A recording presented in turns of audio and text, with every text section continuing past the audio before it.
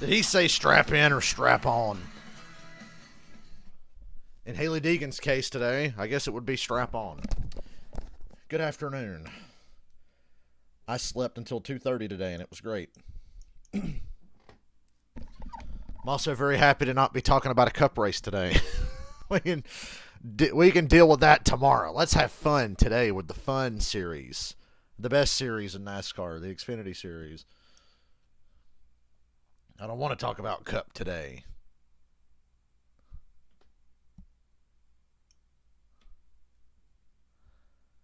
Anywho, tell you all about my week. Some of you heard what I had to say Thursday about some of the shit that was going on. Nothing bad going on, just, job stuff. That's all you talk about when you're an adult is your fucking job.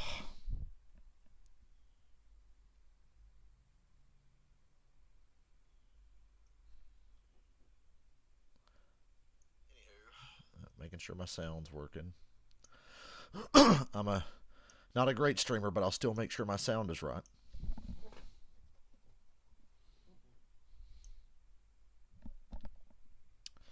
Know what I mean?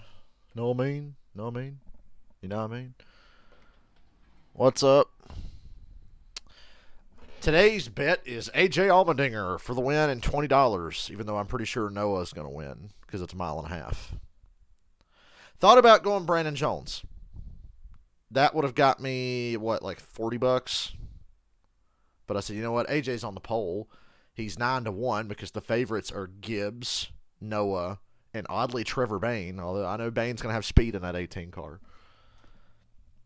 And oh yeah, Kurt Busch retired. I know I said I didn't want to talk about Cup because Cup's been pissing me off, including last Sunday when I was there at the motherfucking race.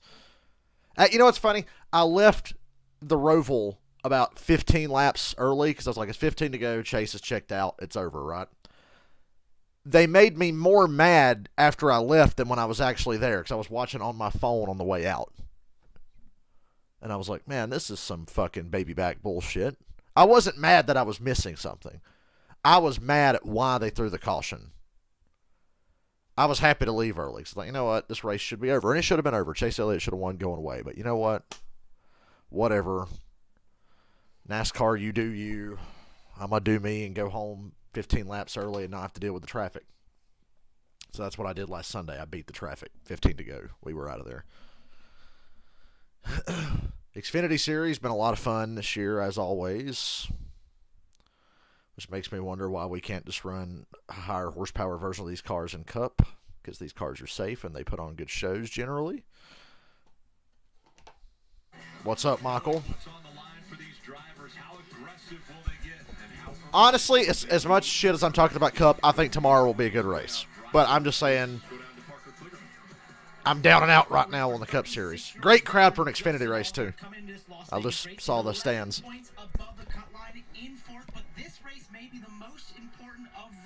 Because this is one of his best racetracks. He's finished second here 3 times. He just told me he loves that it's a hot and slick Las Vegas. That allows him to go up the top. That fits his style. But this race is important because of next week. Miami, not as much. Homestead being in the playoffs again is fantastic. I mean, the championship races should be there, but I'll take Homestead in the playoffs for all the series next week. That's exciting. I watched Halloween Ends this morning. So, yesterday,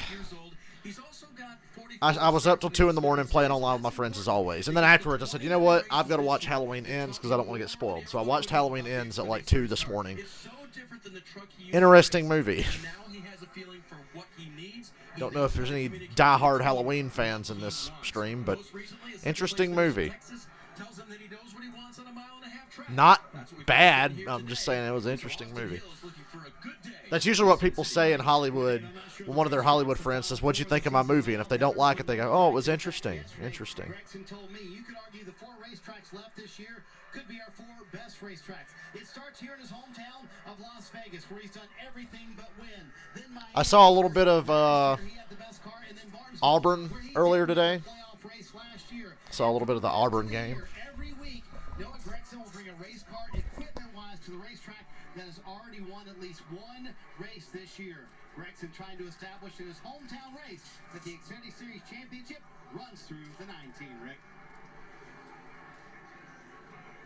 Noah Gregson, definitely the fan favorite here in Las Vegas. Let's get the engines fired. We go trackside for the command. And now, for the most famous words in motorsports, please welcome Osco Regional Sales Manager, Chris Wilson. We're in Vegas. How long till they start saying shit like roll the dice and take a gamble and whatever? On behalf of Osco Uniforms, our amazing customers, and our There goes my damn employees worldwide, computer showing the taskbar randomly.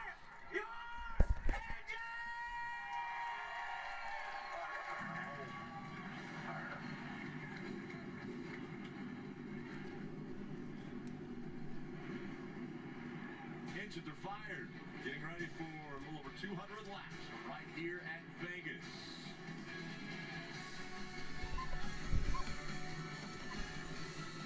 So Tyler Reddick gets to go to 2311 a year early. Kind of saw that coming. He was either going to wind up at 2311 a year early or have the 18 for 1 year. But now it's obvious. I mean, it was obvious all along. Ty's going to get that 18. I just thought Reddick might get it for like a year just to hold him over.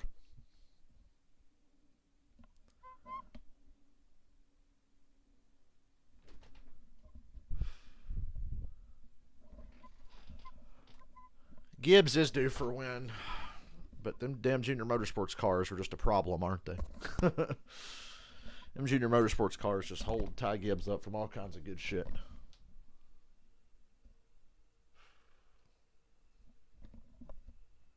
I shouldn't have went to the race last week.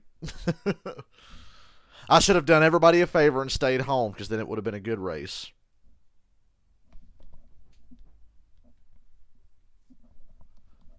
Should have done myself a favor and stayed home, but, you know, what can you do?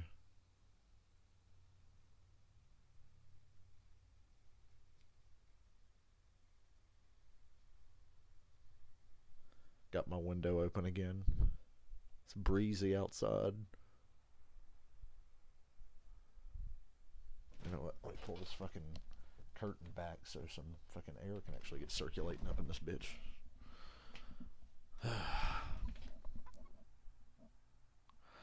It's NASCAR's fault for damn sure that Kurt Busch retired. I saw a picture on Twitter, and it was a picture of Ryan Newman's Daytona car from 2020 and a picture of Kurt Busch's car from Pocono this year, and it said, which one of these crashes was the career-ending crash? You would never know. Let's go, Deegan. You got to stop simping for old Haley Deegan.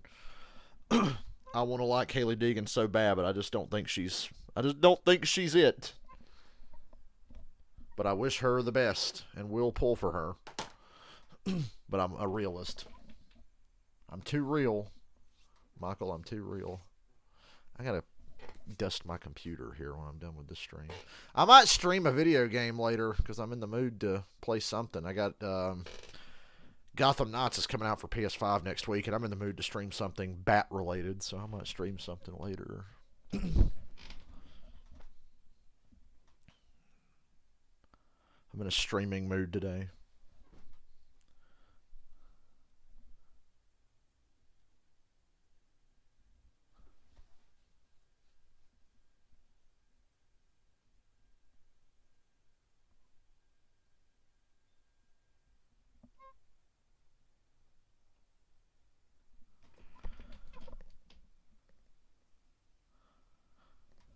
Well, we'll see.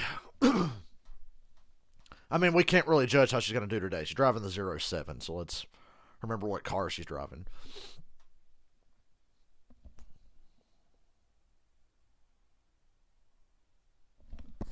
I hope it's hot and slick out there. I don't know what the temperatures or the weather is at this track right now, but as long as the sun's out, you should get a pretty good race.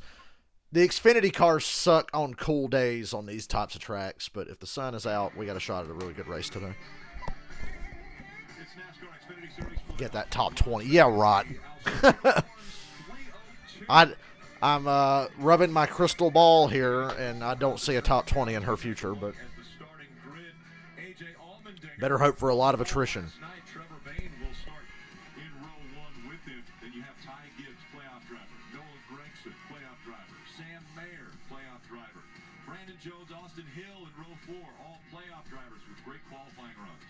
Yeah, a lot of qualifying, or a lot of the top. Why is this race 201 laps? Playoff driver Josh Berry will start in row 6 next to John Hunter. Check to see Jeremy. Who has a higher finish, Rajay Caruth or Haley Deegan? Is that a prop bet, Michael? Xfinity Series Rajay Caruth or Haley Deegan? Doing a really nice job of practice and qualifying. Big change from a truck. Should be fun to follow today. Let's dial up Brandon Jones on the radio. Hey, Brandon, NBC, you got us? Should actually be outside of him. Hold on, let's let them get. He had pulled out of line to get a steering wheel straight. Let's let them get back where they belong, and then we'll get back with them. Here we go. Jeff Burton knows exactly when to not talk to a driver. It's going great up here. This is your 3rd straight season, making the round of 8. Okay, so Brandon Jones was my long shot. Well, he was like, 18-1? I almost picked Brandon Jones for the bet. But he's a pussy, and if he's racing a junior motorsports car, he won't race hard for the win. So, fuck Brandon Jones.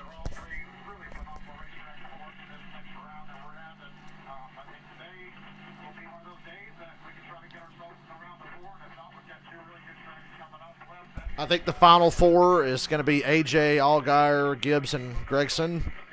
But Josh Berry could win Martinsville. Brandon Jones could win today. Who knows what will happen.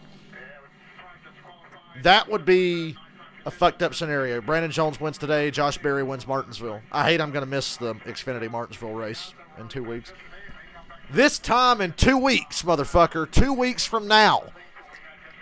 My ass will be on the pool deck of the Norwegian Jewel watching a Kiss concert right now, 2 weeks from this very moment. And it's going to be nice. All right, buddy, good luck. We'll be riding on board. Thank you. Great shots from the Toyota onboard camera and Brandon Jones' car. All right, Junior Jeff, he mentioned it. They qualified last night. The temperature quite a bit different now. This afternoon, 83 degrees currently, and that's going to continue to rise. Yeah, so the hotter temperature will make this track lighter, meaning the guys will run 83 and sunny. Good day. Good day for racing. The cars were at the fence, 20 laps into a tire run, Jeff. We're going to see that again today. Typically, though, as the race cools off, we're getting later in the day, they gravitate back to the bottom, but I don't think we'll see that today as this race should end around 3 p.m. Yeah, I agree. I think the track's going to get more slick as the race goes on. Drivers and teams are going to have to be searching the entire... Ryan Sieg seems to always run exceptionally well at Las Vegas, so keep an eye on him. Don't think he's going to be a race winner, but fuel mileage, attrition, who knows? So I'd say Ryan Sieg or Brandon Jones if you're looking for crazy shit to happen. A little over 300 miles, but the first and second stage are only 45 laps each, so real sprints. And then that final stage at 111 laps, that is a long ways outside of a fuel window. So green flag pit stops we've seen here before. It's going to be intense right from the word go. You mentioned during the starting grid all the playoff drivers inside the top 10. Those points will be scored at the end of stage 1, only 45 laps away. Strategy coming into play. And again, for playoff drivers, win and you advance to that championship 4. For a few more details on these playoffs. I look for Noah to take an early lead here. I always find it interesting how young drivers learn. In the case of 19-year-old Sam Mayer there, he was watching the race back from earlier this year where he ran in the top 5 and he used the term throughout the race, sloppy. Taylor Moyer, his crew chief, said, I was so proud of him. He saw all the things that he did wrong. When I asked him how that will help him today, he said, I now know what not to do when I'm in position up front. That will hopefully propel him to his first win, Dave. The number 1 car actually won this race. We're going to have a 2022 NASCAR DLC for NASCAR Heat 5 in the next 3 weeks or so. They're not adding any of the newer they're not adding New Atlanta, they're not adding Coda, they're not adding Bristol Dirt. They're not adding Nashville to the game, but they're adding the 2022 cars, paint scheme, whatever. Probably play that in a couple of weeks. It was supposed to come out on the 21st. It's been pushed back a little bit. Miami at all has some time there in a Cup Series test, and that is it in Martinsville. Who knows what can happen here at Vegas? like they need to capitalize today. Meanwhile, AJ Allmendinger starts on the pole, and there's no question. We got this young upstart, this young kid, AJ Allmendinger, who's going full-time in Cup next year. This young upstart, guys, working his way to the Cup Series. Old AJ Allmendinger. He and Ty Gibbs. Xfinity Series is going to look different again next year. Xfinity Series race.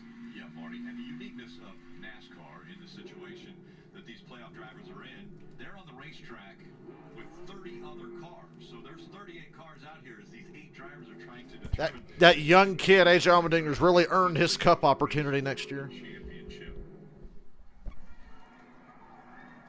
Second round. You know who we're racing. We're down a little bit, but we're not out. Just go and execute all day. We'll try to maximize our points. Hopefully put ourselves in position to win. Know we're racing around good decisions all day. Do that. Pep talk? Well, or strategy, thinking we make sure what we're doing out here. Well, you mentioned it. It's as much of a pep talk as just a, hey, reminder. Let's not let the moment be too big. Let's not forget how we got here. We're coming to the green. With all our decisions.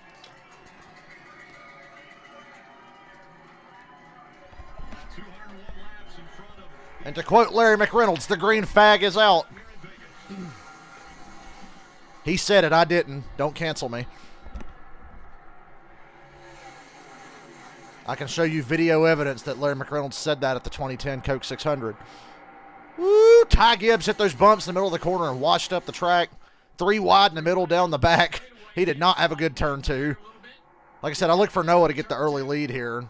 He's ripping into turn 3 around the middle. Wow, surge through the center. 18's going to kind of cut him off there off of 4. Get out of there, birds. See the birds fly away on the front stretch? I don't like the look of that. Last time I saw birds fly away on a racetrack, Dale Earnhardt died. Now AJ's car's loose, washing up the track. But we don't mention the speed perhaps quite enough. For a mile and a half, so fast in the middle of the corner. Noah Gragson looking to the bottom of the racetrack now. Trying They just announced this week Allgaier's coming back next year. He seems to be year to year with Junior Motorsports now. When is that young kid Allgaier going to get his Cup opportunity? I mean a real one, not that shitty 51 car that he had a few years ago. I was surprised to see Trevor Bayne so high up on the odds ahead of AJ. I was really surprised by that.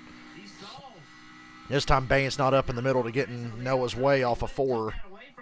From the center off, Noah's clearly the best car. You can tell already. He's getting side drafted a little bit. 18's going to send it in on him into 1. Oh, he really did send it in. Ooh. Save it. Save it. Look out, Sam. 4 wide down the back. Yeah, I thought Trevor Bayne was a goner there. I guarantee Junior's right about that. He's going to have 41 more laps here on those tires he just fucking slid through 1 and 2. Holy crap, yeah. He's proud of himself. You see that? You get down on the bottom of the racetrack in the turn. He's still struggling back there, top of the racetrack. Josh Berry on the inside. No grip now in that 18. Guarantees killed the tires. Car really doesn't seem to come right back to you. Big stack up down the back with the 10 and the 27. He was loose anyway, and just a nice job of saving it. Watch this. And we got a battle for the lead. If I was AJ, do you want any chance of keeping this? I'd mirror drive Noah, but I don't think at this point in the race it's worth it. That's as far around as you can get without spinning it. Noah's going to get the lead coming off of 4 here if AJ gives him the middle. Got that rear tire really hot. He cooked it there. And that's going to be, it'll be a while before he gets comfortable again. That temperature comes back Not down. quite. AJ kind of bobbled, though, and got loose off of 4. Now Noah's right on his bumper. Allmendinger in the 16 leading the race. Track looks really racy. Noah Gragson seems to have the fastest car right now as he tries to find a way. Noah's going to pass him on the bottom of 1 and 2. Noah's going to the bottom. His car looks a lot more stable than the 18 or the 16. Following AJ. John Hunter Nemechek's 4th. Tries the bottom there. Can't make that work. Trevor Bayne's falling out of the top 10. 3 and 4. AJ again loose, pushing up off the bottom on the exit of 4. He comes up on the inside. Oh, Josh Berry sideways. For the lead. Sheldon Creed kind of took the air off of him. Gregson all the way to the apron. Noah takes the lead on lap 8. Now bottom of the racetrack into 1. Noah immediately went to that second lane to take that away from all This track is making me very optimistic for the Cup race, if you can even be optimistic about a Cup race anymore. Noah drove with so much confidence right now. As soon as they dropped the green flag, he was all full offense. Jumped on the outside, trying to make something happen. You see Brandon Jones on the outside of the 7 of Allgaier. There have been rumors about John Hunter. It seems to be John Hunter or Sammy Smith is going to get a Gibbs car full-time next year in Xfinity. Sammy Smith or John Hunter Nemechek. Brandon trying to fight back on the outside. That's what the tea leaves are saying. Read those tea leaves. Justin Allgaier still in front of the 19 of Brandon Jones. So it's Gregson, Allmendinger, Gibbs, John Hunter Nemechek, Austin Hill all in the top 5. And in this battle here for 6 between Allgaier and Jones. Rick Mayer and Creed in the top 10. Ryan Castle, that 10 car on the bottom of the racetrack, trying to keep this position from Josh Berry. Down the back straightaway, they will have the run and the momentum.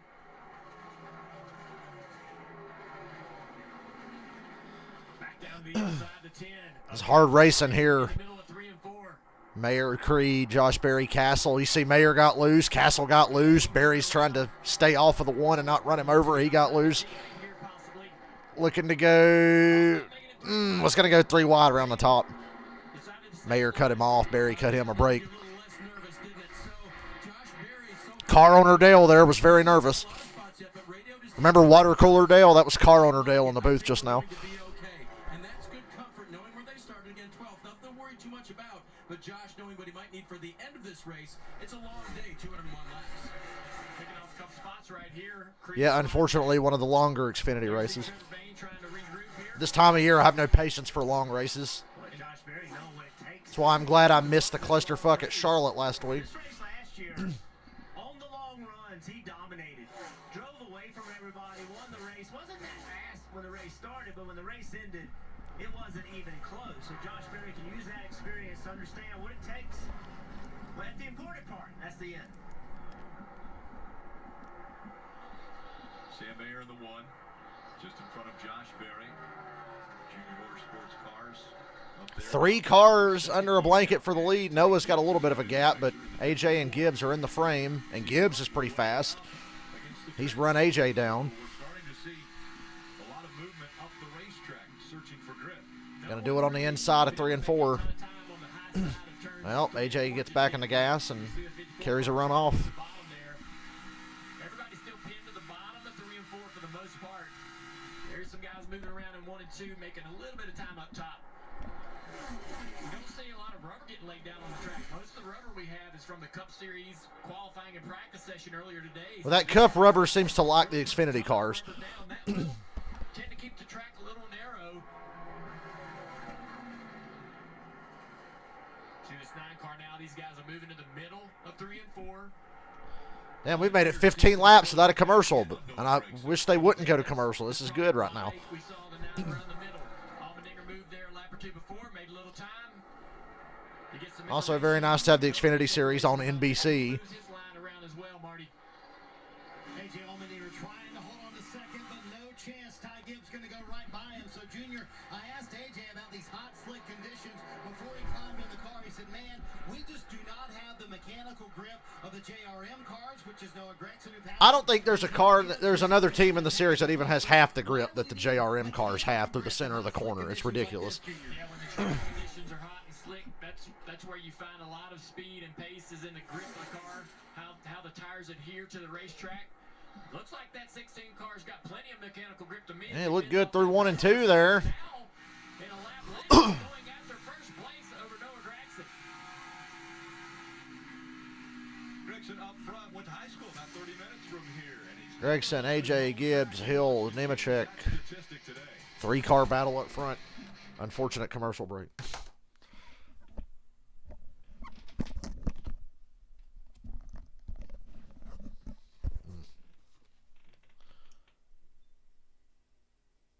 She sure looks racy.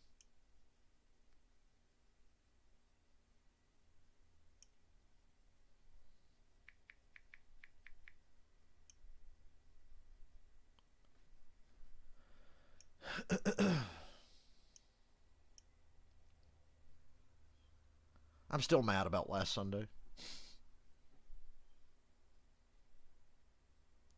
Caution for a fucking sign. I keep hearing how Chase Elliott's NASCAR's golden boy, but they sure seem to fuck him over repeatedly on road courses now when he's about to win easily.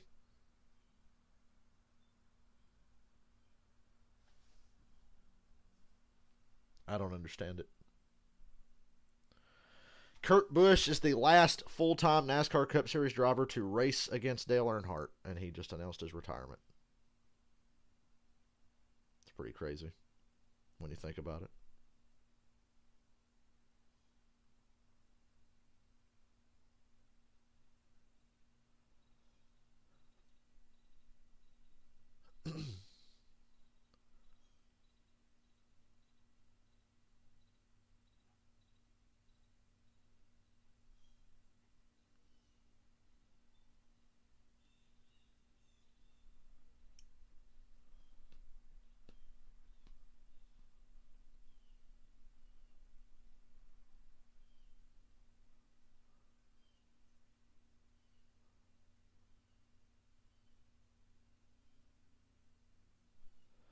Wait a minute. NASCAR was accidentally live streaming the race right now on YouTube, and they just cut it off. They put Oscar Uniforms 302 Xfinity Series 4 race replay, and they were just showing the race right now live on YouTube.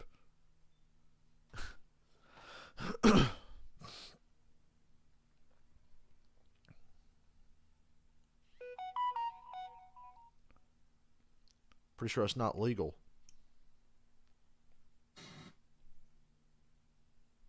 Or, yeah, for the contract, it's not allowed, the TV contract. Live and host musical guest Megan Thee Stallion. Tonight, live coast to coast, 11:30 p.m. Eastern, 8:30 p.m. Pacific on NBC and Peacock. Noah Gregson out in front here at Vegas. Ty Gibbs. On fire right now from the 54. Here comes Ty Gibbs. Ty finally got by Allmendinger, who's faded off of these two right here in third place. Dale Jr. has said he is not going cup racing anytime soon now. He's backed out on that. He said they were actively trying, and now they are not actively trying. I actually think Noah can go all the way to the top. I think the track's ready. We're seeing some cars back in the pack, running up by the wall. He's afraid to go there because he's the leader of the race, and if it doesn't work out, he's going to look silly. But there are all the other cars that are making it work, and Noah is so comfortable up there by the wall. I think that's eventually where he's going to need to go. 16 went up through 1 and 2, not all the way against the fence. Some guys are starting to run it, not all the way against it, Yeah. but about a wing off. It's the most I've seen somebody challenge Noah Gregson on a long green flag run in months. He's a little faster than Noah, obviously. Allmendinger's losing ground to these guys. 0.8 of a second back. The throttle, use the throttle like you'd like to on corner exit. You shallow up the racetrack and have to run a tighter line and can't really produce the same type of speed side by side. Maybe you can disrupt this 9-car. The bottom of turn 2, Gibbs is really, really good. Push that 9-car around a little bit without actually making contact. Get Noah out of the gas and make the pass that way. In March, it was flip-flop these two. There it is. Here's the pass for the lead down the front. And disturbs the 9-car. Beats the 9 to the line. Who's going to drive deeper into the corner? He's going to carry the momentum down the straightaway on the inside. That shows you how Gibbs does. to make that pass. Clears the 9 by 3 car lengths. That's Noah right there talking about being tight. You know why you were tight, Noah? Because the 54 got on your left for a quarter pound. Well, this is the way it finished in March, with Gibbs winning and Noah Gregson finishing in second, and we're only 21 laps into this one. For 21 to go, 25 of Austin Hill has called AJ for third. 45 laps for stage 1. Hill was the big winner earlier when Trevor Bayne about junked his shit. I think Hill passed like 3 cars in the middle of that. Non-playoff driver in 7th. As we see the 21 continue to march forward. Austin Hill is going to...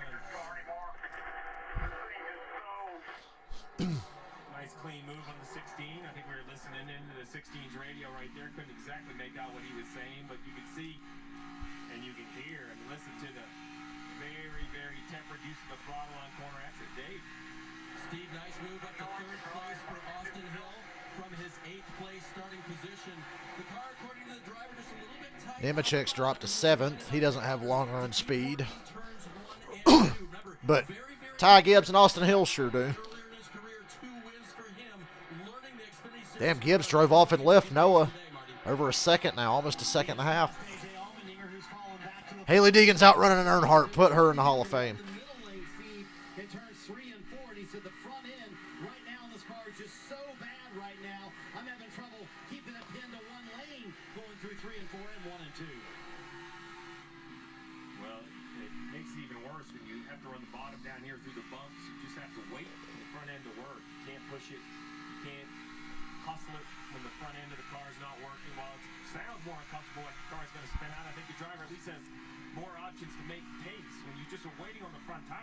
Nothing you can really do as a race car driver to make it much better other than just slow down and not overrun them. I want to mention while all this was going on, Ryan C. came to pit road with an issue. Ryan, usually a good top 10 thread here at this racetrack, lost a few laps, moving back out on the racetrack. C got a problem. He pitted. Trying to blend out as he comes off of. Now Haley Deegan's going to be in front of Ryan C. You know, the bug that flies into the drink. She's outrunning one of the playoff drivers from this season. She's the GOAT. Get into that top 10 possibly and take away stage points from these guys that really, really need it. Parker, what you got? As we take a look here at Justin Allgaier, I think we're getting that point of the run where cars just don't drive well, but that's not really the point, right? It's if the lap time matches up. I think that's the case for Justin Allgaier in that 7 car. He's been going through a litany of issues. It's too tight on entry. He doesn't have lateral rear security through the center. It's too loose off at a photo grid, but his team reminds him that's a top 5 lap time almost every lap here, and that's just what these cars and these drivers are fighting right now, is that lack of grip, right? As his run goes on, the tire fall off, this heat here, it's going to drive awful, but if you're just a little better than the cars in front of you, you can still create lap time. You see that 21 car passing the 9 for second. We talked about it in the practice qualifying show. The 21 team, RCR, they always show up when it matters. Austin Hill to second. 21 and Austin Hill. All the way up to second place. My God, somebody passed the 9 car. Holy shit. And I will refer to it as the 9 car because the driver is inconsequential in a car that good. We've talked about it multiple times throughout the year. This is his first year in the Xfinity Series. Coming from the trucks drive completely different. A much more grip, much more locked into the racetrack. These cars slide around, very little grip, big transition. But that, he's figured it out. He's figured out what he needs, and they've had really good pace. Well, he's not, you know, it might be new in the Xfinity Series with 2 wins here in trucks. So, I mean, he knows how to get around those plays. And his transition, I think, was made a little bit easier. A Tennessee fan accidentally flashed on live TV. Are you serious? Was she hot? Michael, was she hot? These are the important questions. And just drive them as their communication is improved over the course of the season. I mean, his play racing. Scale of 1 to 10. What are we talking about here? As we see the pace pick up at these downforce tracks. Haley Deegan, top 20. Okay, I'm actually impressed so far. She's running right there with fucking Jeb Burton, Jeremy Clements, and Mike Snyder, which is about where she should be. Little bit of grip, little bit of stability, little bit of speed on the paint. We see that at a lot of racetracks where the driver tries to get the tire literally on top of that painted line because it adds and provides a little bit of grip when that tire's hot. So Allgaier on the move. He's up to 4th now. Ty Gibbs led more laps already than he won here in March earlier.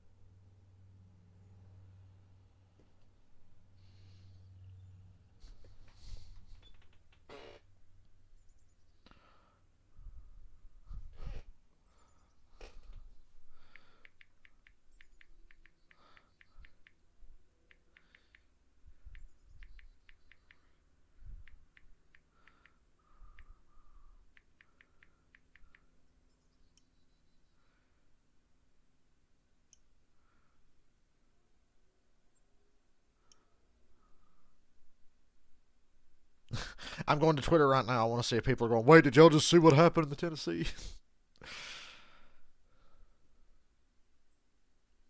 I almost guarantee if it was a big deal, it'll be the first thing that pops up on my Twitter feed. I've had my Twitter account for over 12 years now. I made it the day of the 2010 July Daytona race. I remember that was the first day I got on Twitter and started following NASCAR people.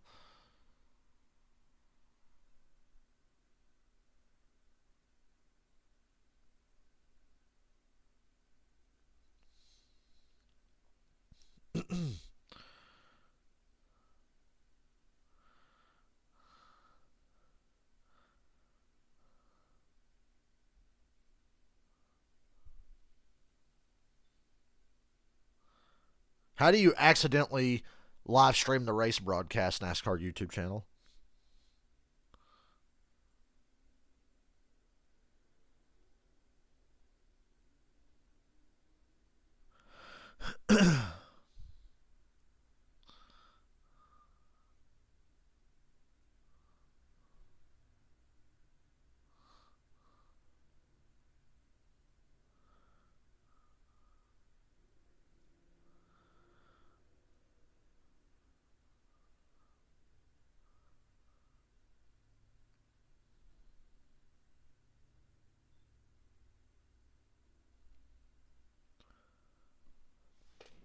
Well, I'm not seeing anything on Twitter. Follow the action with free live scoring. Also in-car cameras and radio broadcasts. Just search NASCAR in your app store, and you can download and start a free trial today.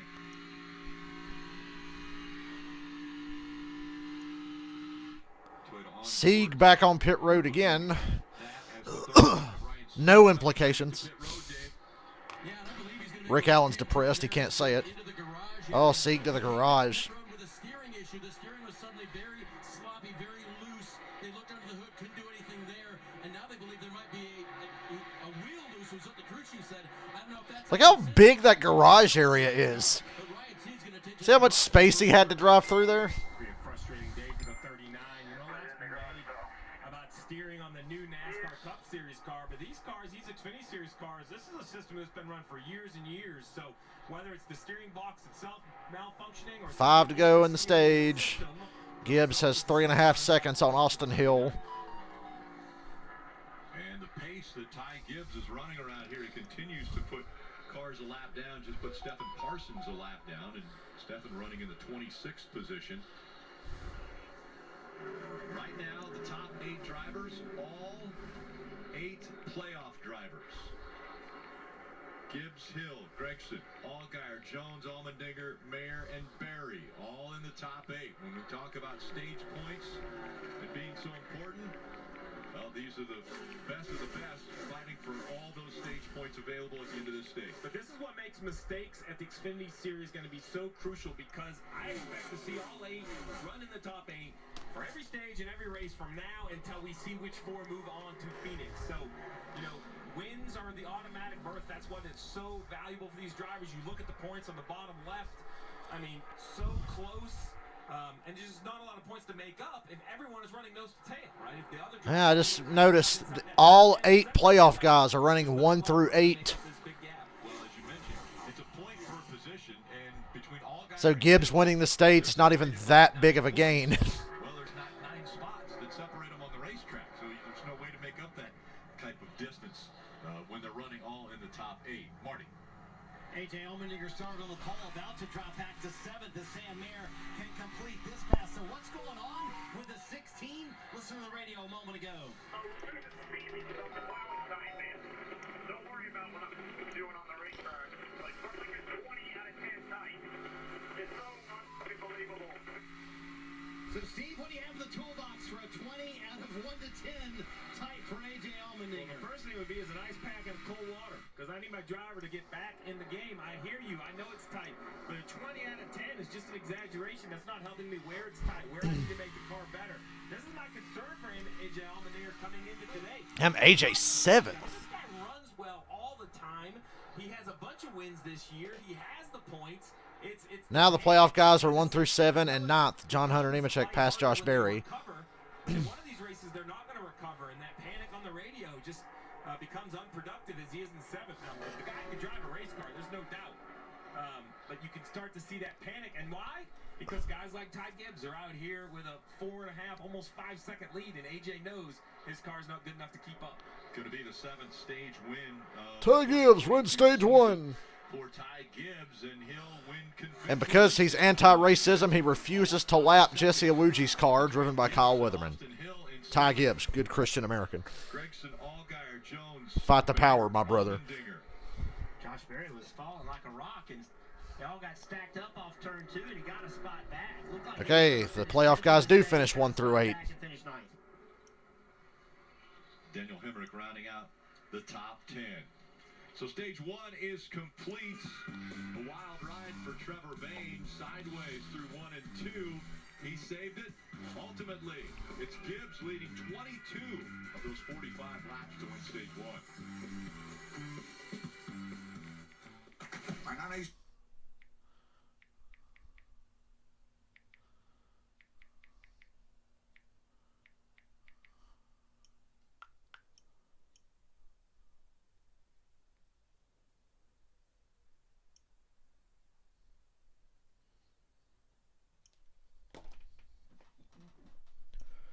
Man, it's hot in here.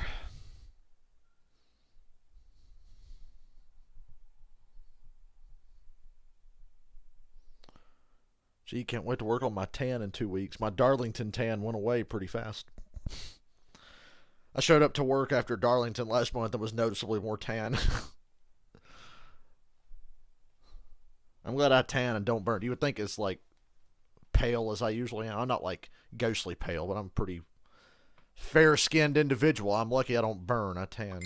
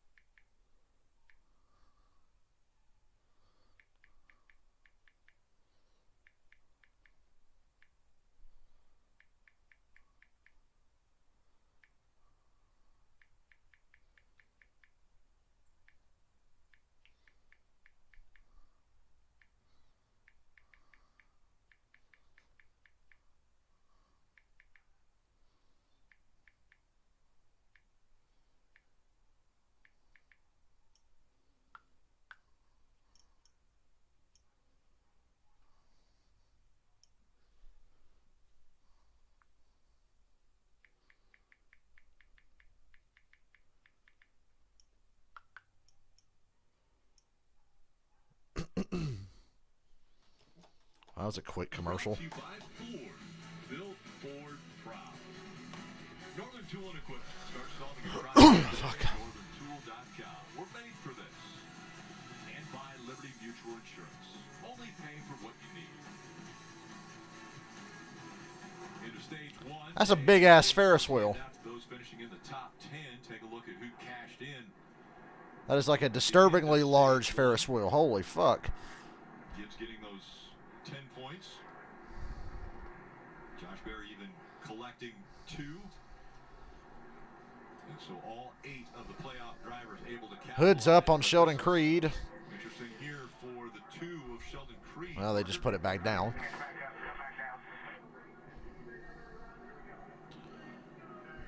They were checking to see which cylinder might be the one that's missing. Pit road's open. Under the hood for that was Sheldon Creed.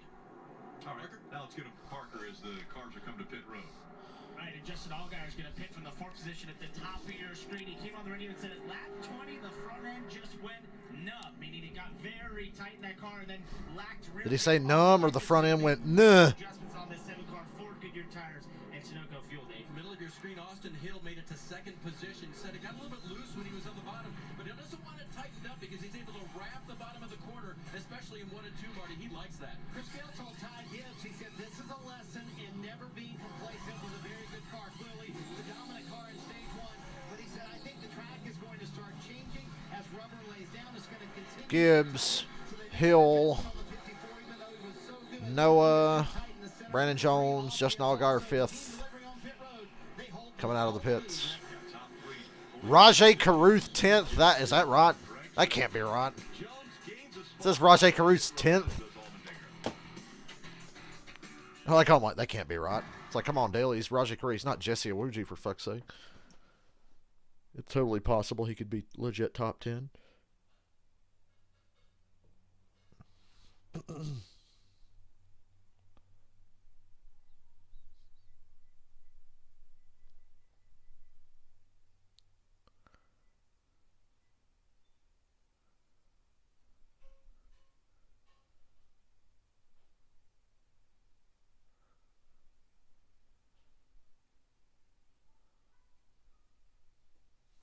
Here's a headline for you. Man, I love Twitter. An anti-gay Hungarian politician has resigned after being caught by police fleeing a 25-man orgy. What? 25.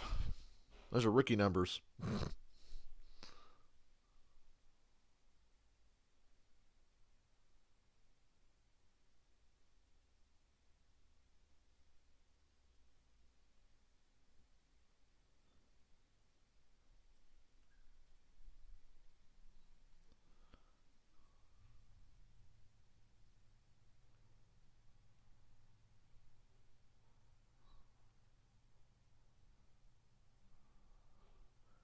Navy SMU was in a 15-minute delay because the SMU pony mascot took a dump all over the field. Well, we can't have players playing in donkey shit.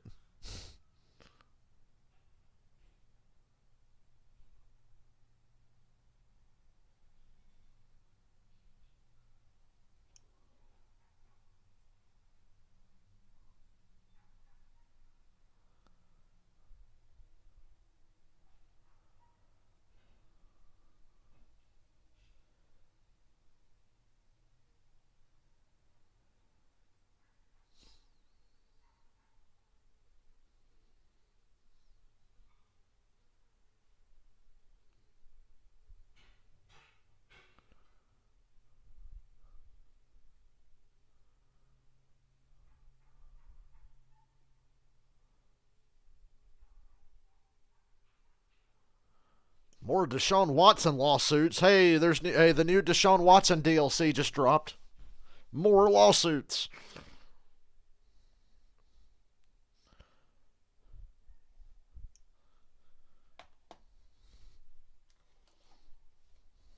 From Vegas, the first chance to clinch a spot in the championship 4.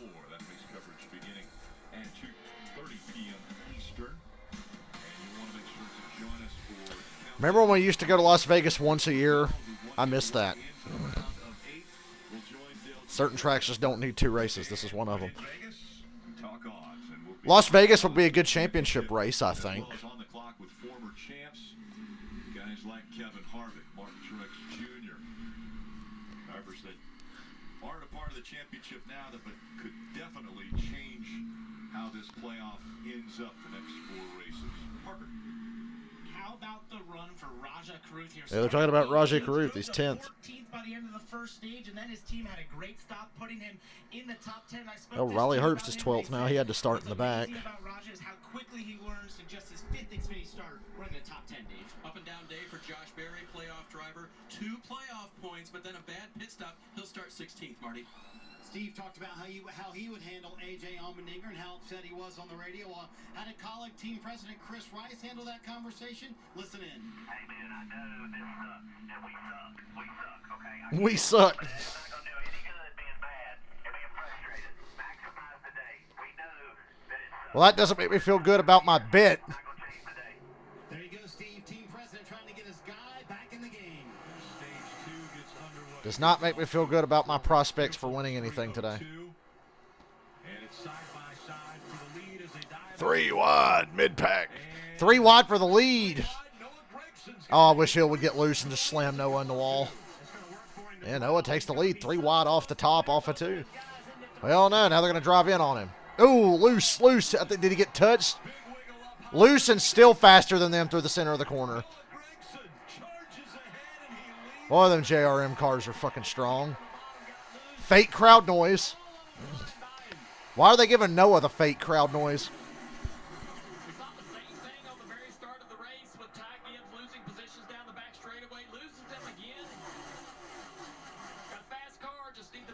Allgaier uses that JRM center of the corner speed to get his way to second.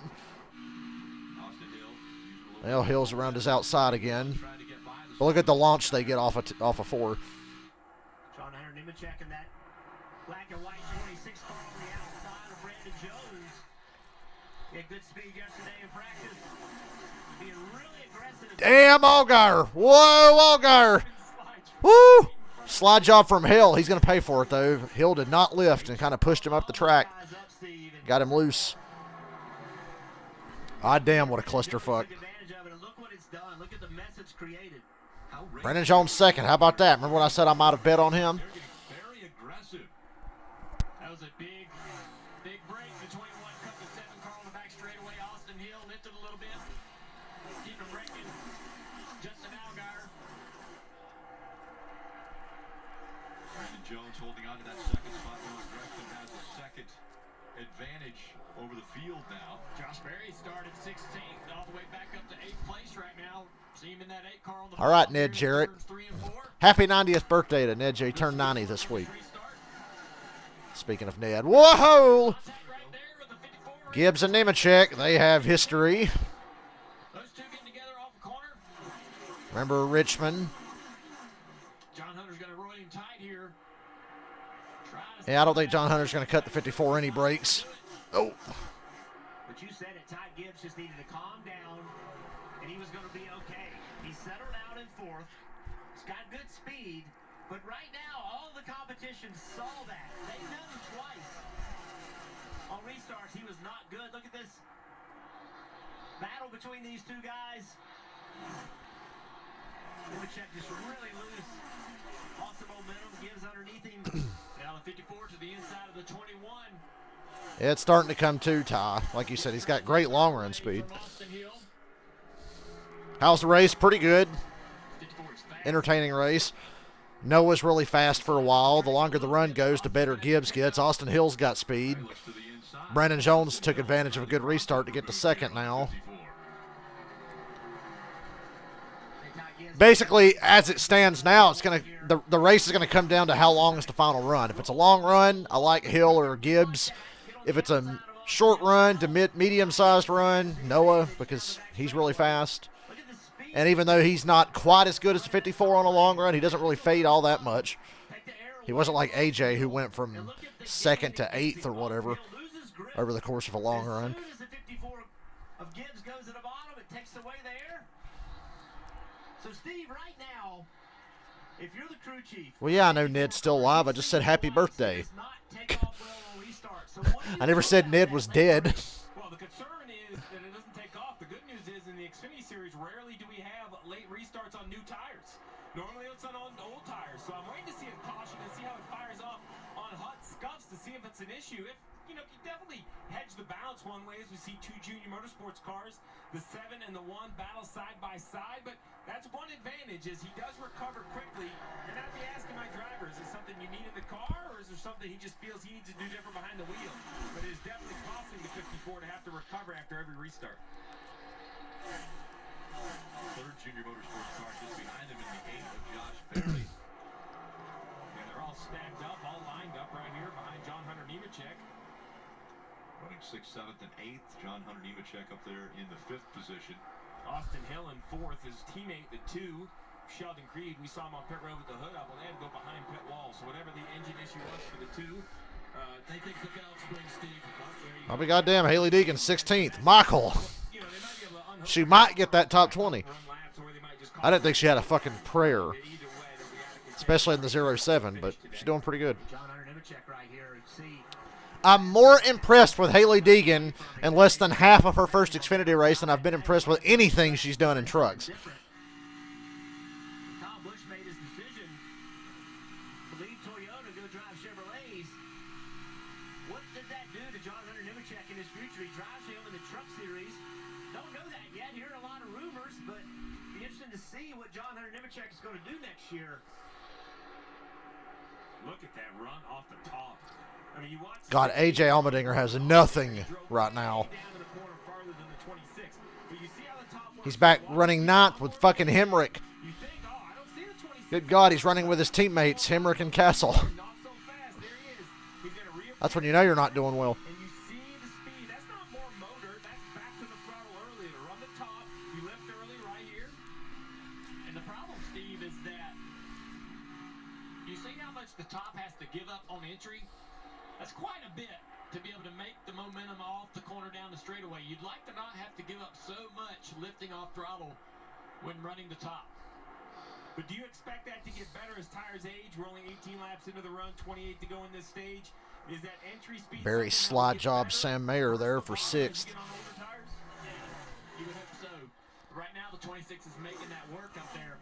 He's ran these two JR Motorsports cars down. He's going to have a huge run off turn 2 right here on the one of Sam Mayer. Sam's going to be smart, understands he's got too big a run to block it. Man, when that guy on the top is coming that fast and you pull up in front of him, you're asking for it, and you deserve it. Get popped in the back there. What was the last truck race, Michael? I already forgot. Of Josh Berry. I forgot what the last truck race was. All the way back to 16. Because I just haven't been paying attention lately.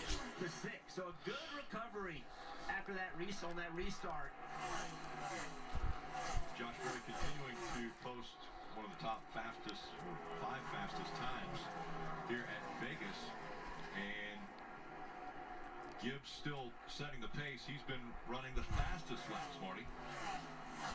Hey, Rick, let's jump back to that conversation the guys were having a moment ago, the restart for Ty Gibbs, and this actually goes back a week or so. Jeff, I'd love for you to kind of talk a little bit about this. Chris Gale had a conversation after the Roval with Ty Yeah, Gibbs. Ford only seems to care about Cup.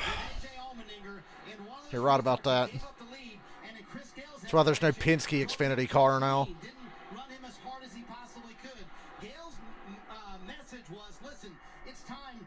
Oh, yeah, Talladega. Well, fucking A, Michael. Anybody can finish 6th at Talladega. Forgot that was the last truck race. Because Matt had been a dumbass, finally won a race, even though he really didn't win it. They just gave it to him. Matt DiBenedetto still can't win a race. He had to have one given to him. Will Matt DiBenedetto ever earn a win? Probably not.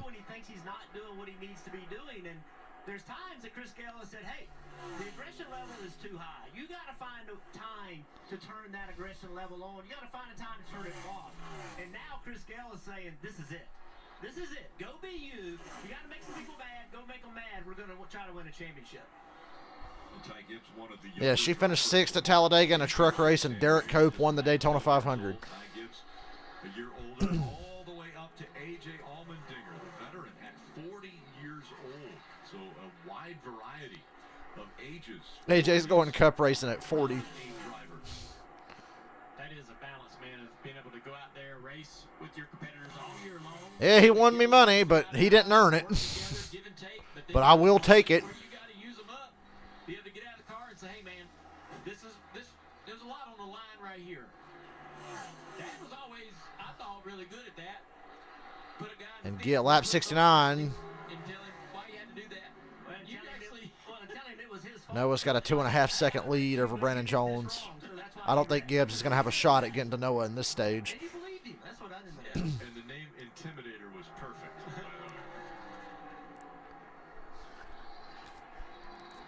Hey, what do you have on Brandon Jones?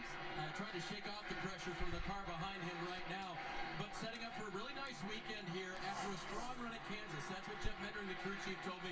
Help them get to the right setup for this.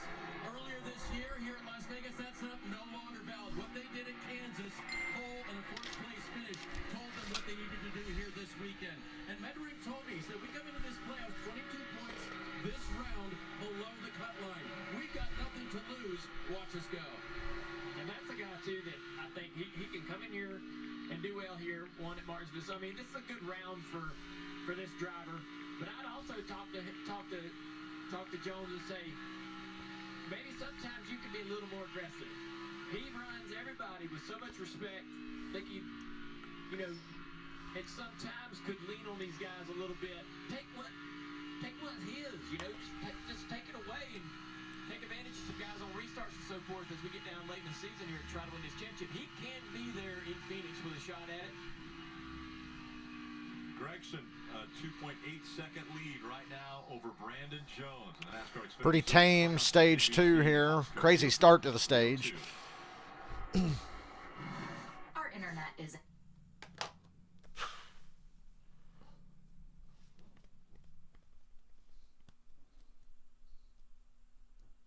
I need to vacuum my fucking room. Been lazy. I come home, I take a nap, and then I stream football or play video games, and then I go back to bed and get up and work again, so I don't do anything else. I've been too lazy to vacuum. And it's starting to bug me. And my computer's all dusty too, so...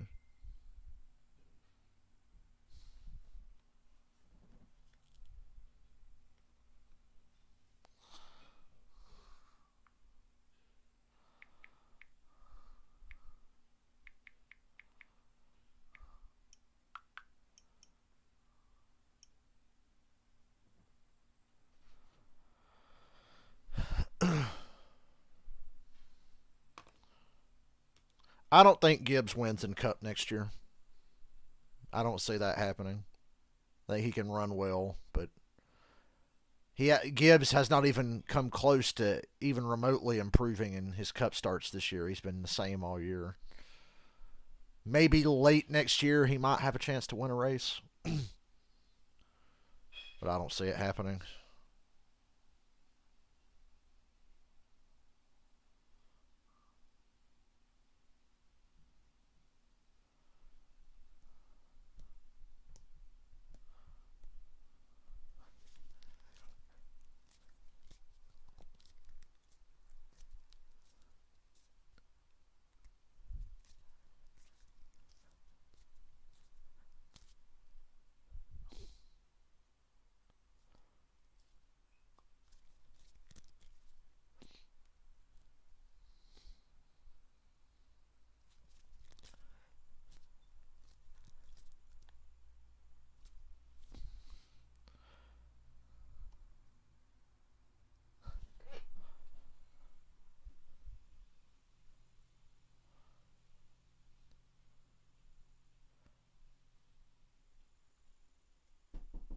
Yep.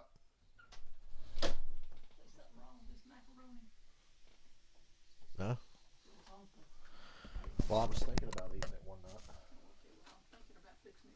Go ahead. I don't ever cook them in the oven, so I don't really know. Well, I'm talking about microwave. Oh. There was the minutes and all. How the fuck do I do? I can't remember. It's been so fucking long. It's probably got it in here. I cook it longer than you should. Oh, okay. Yeah, I do know that. Parker. Well, Rick, I want to talk about a couple of young drivers with great runs here. First and foremost, Nick Sanchez, this year's ARCA champ here, just making his 5th start in the Xfinity Series. Started 22nd this race and has driven all the way up to 14th, and only just saying that car is just a little loose on the X and the corners, but a great run for Nick Sanchez in that Big Machine Racing number 48. Karen, I think 2311's on par with Gibbs. Look how Bubba's run for the last 12 weeks or whatever. I just don't think Gibbs is that good right now in Cup. It's going to take some time. It's not less. They're driving the same fucking shit with the same pit crews and everything. He's just not very good yet. He'll get there, I think. And he better care. I guarantee he will not get away with being a jackass in Cup. I promise you. A fucking rich guy like him. And no, Gibbs has not done anything in Cup to show me yet that he's even ready, but he's gonna get put in. He's just gonna have to learn. It's gonna take time. He ain't gonna win a race next year, but 2311's not a step down from Gibbs. They're pretty much on par now. Kurt Busch won a race. Bubba won a race. Bubba's had a lot of top 10s this year. Gibbs' cars have been really inconsistent. Honestly, if anything, 2311's been more consistent because Truex has been bad. Kyle Busch has been bad for a while. I'd say Bell's the best Gibbs car, probably the most consistent. Hamlin's not far off, but Truex and Kyle have been worse than Bubba and Kurt this year. Before Kurt got hurt, of course.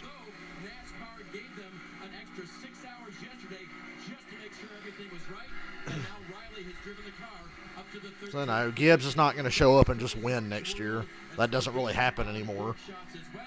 You got to have friends in racing, and Riley Herbst found out again this weekend. He certainly does. Riley Herbst from right here in Las Vegas. Matter of fact, Gibbs only really excels when his car is just much better than everybody else's, and the problem with Cup right now is that most everybody's cars are about the fucking same because it's spec racing, essentially.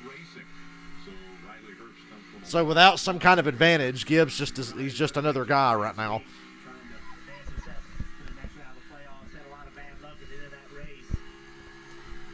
Now, the Boomers love Deegan. I don't think the Boomers will be upset at all about Deegan running well. They love her. They're more sold on her than I am. This race has been lean, mean, and green. We really didn't need stages, did we? Be right back.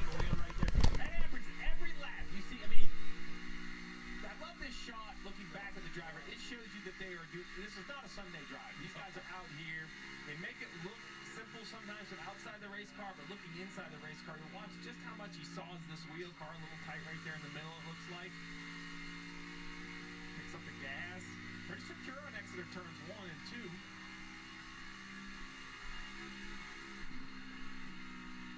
just 8 laps now, 7 to go in stage 2. This race flying by. Only one caution as we see Yaley slow on the racetrack. J.J. Yaley slow on the racetrack. Well, I mean, what else is new? But abnormally slow, even for J.J. Yaley.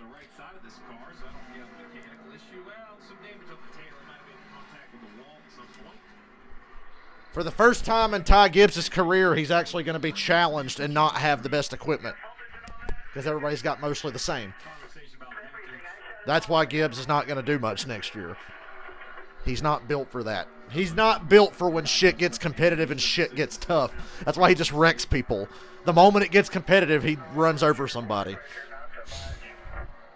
we still haven't seen anybody go to the top and make that work long term.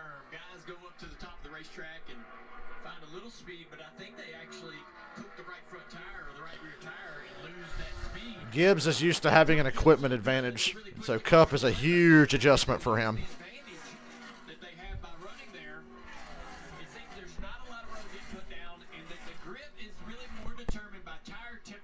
Still can't get around. I'm surprised he's had this much trouble dealing with Brandon Jones, but he's finally getting him here. 5 to go. You might have a little bit more of a longer run of productivity up there as we got a battle for second here between Jones and Gibbs coming down the last few laps of stage 2. Jones really would love to have that position in that playoff point or that stage point. Parker. Yeah, when you were talking about this tire and how it's just not laying that rubber and it's more temperature dependent, that is something a lot of these teams. Hey, Ozzy. Back in the spring here where they felt I got a kitty coming through the window. What are you doing, Mr. Ozzy? Austin Cindric did what? Austin Cindric ain't done shit. He won a plate race. Stop. Stop acting like, well, Cindric showed up and won. Yeah, he won a plate race, Karen. Come on now. How has Cindric even come close to winning a race outside of Daytona? No. So no.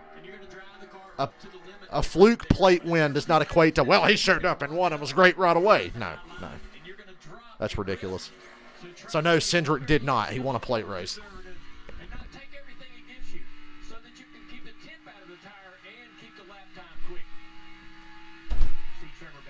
Haley Deegan finished 6th at Talladega, right, Michael? Cindric has been non-existent all season since Daytona. That's going to be Gibbs at best next year. He will not contend for wins until probably late in the season, maybe. We'll take a look at the Toyota driver update here. Is Trevor Bayne, you mentioned, running as high as second. Plus, I just think... 10 now in that 9th position.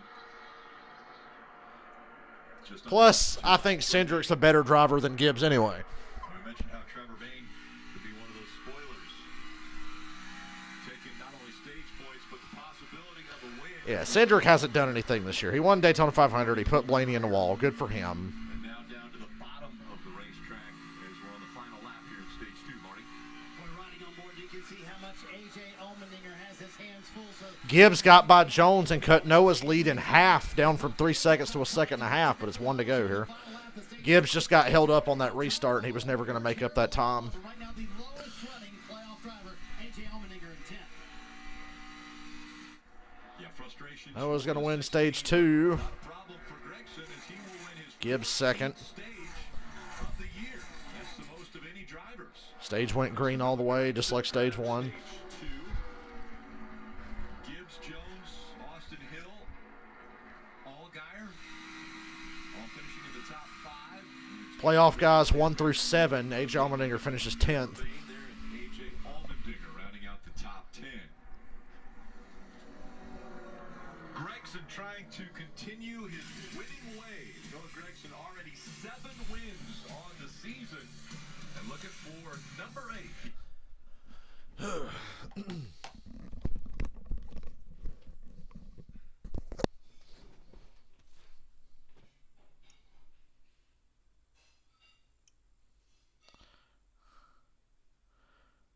Of course, he's not showing his full potential, and his potential is very high, but you ain't going to see that potential next year. He's not just going to show up and start kicking ass. That's not going to happen. He ain't that guy.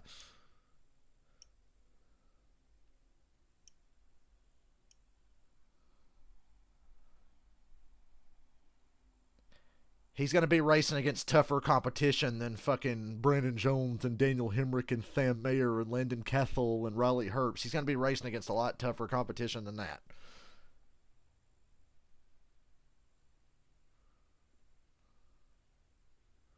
Right now, he's in a series where about 9 or 10 cars have a chance to win. In Cup, there's about 24 to 30 cars that have a chance to win.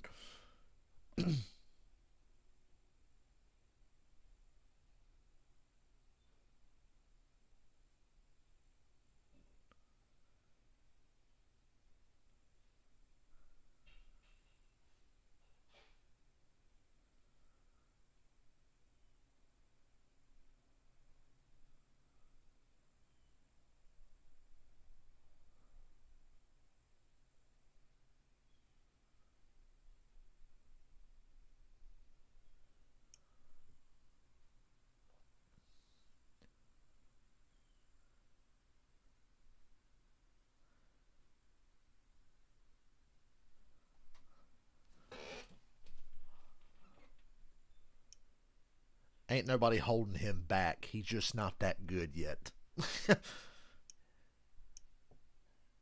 He's had enough runs in Cup now. They're not holding him back. He just ain't that good yet. He probably will be, but he's not there yet.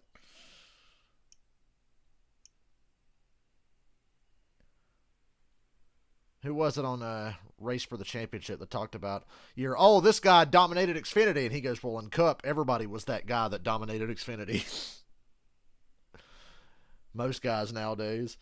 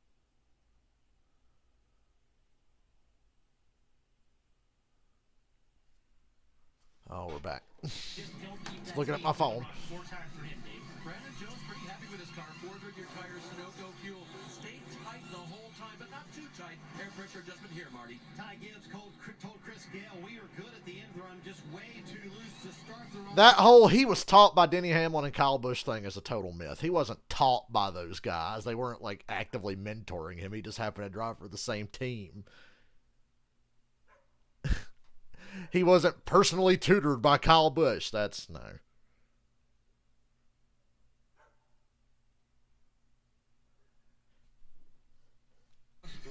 That doesn't mean a fucking thing. Michael Waltrip was taught and mentored by Dale Earnhardt, and he wasn't shit. So that really did. You either got it or you don't. Ty Gibbs has it, and he has the potential to be great, but it's just a matter of you either have it or you fucking don't. You can be told a lot of things, but the only way to really figure it out for yourself is to be behind the wheel. So I don't buy into that whole he was mentored by Kyle Busch thing. He absolutely wasn't. And why would Kyle be fucking shaping up and mentoring the guy who's stealing his ride next year? Ty is just, he's good, but in Cup, he's just another guy right now.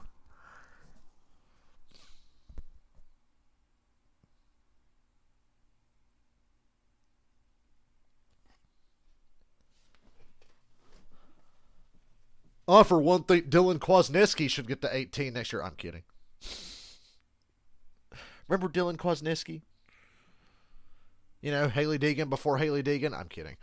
We don't know if she's going to be that bad yet. She's looking pretty good today.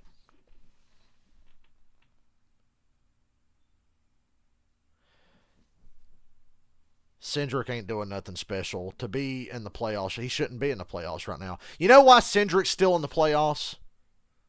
Or, well, he was. He's not in it now. But you know why he made it that far? Just luck. Because the playoffs are a fucking joke. I'd be more interested to see where Cindric would be in the standings if we didn't have playoffs. Because that's the true measure of how good you're actually doing.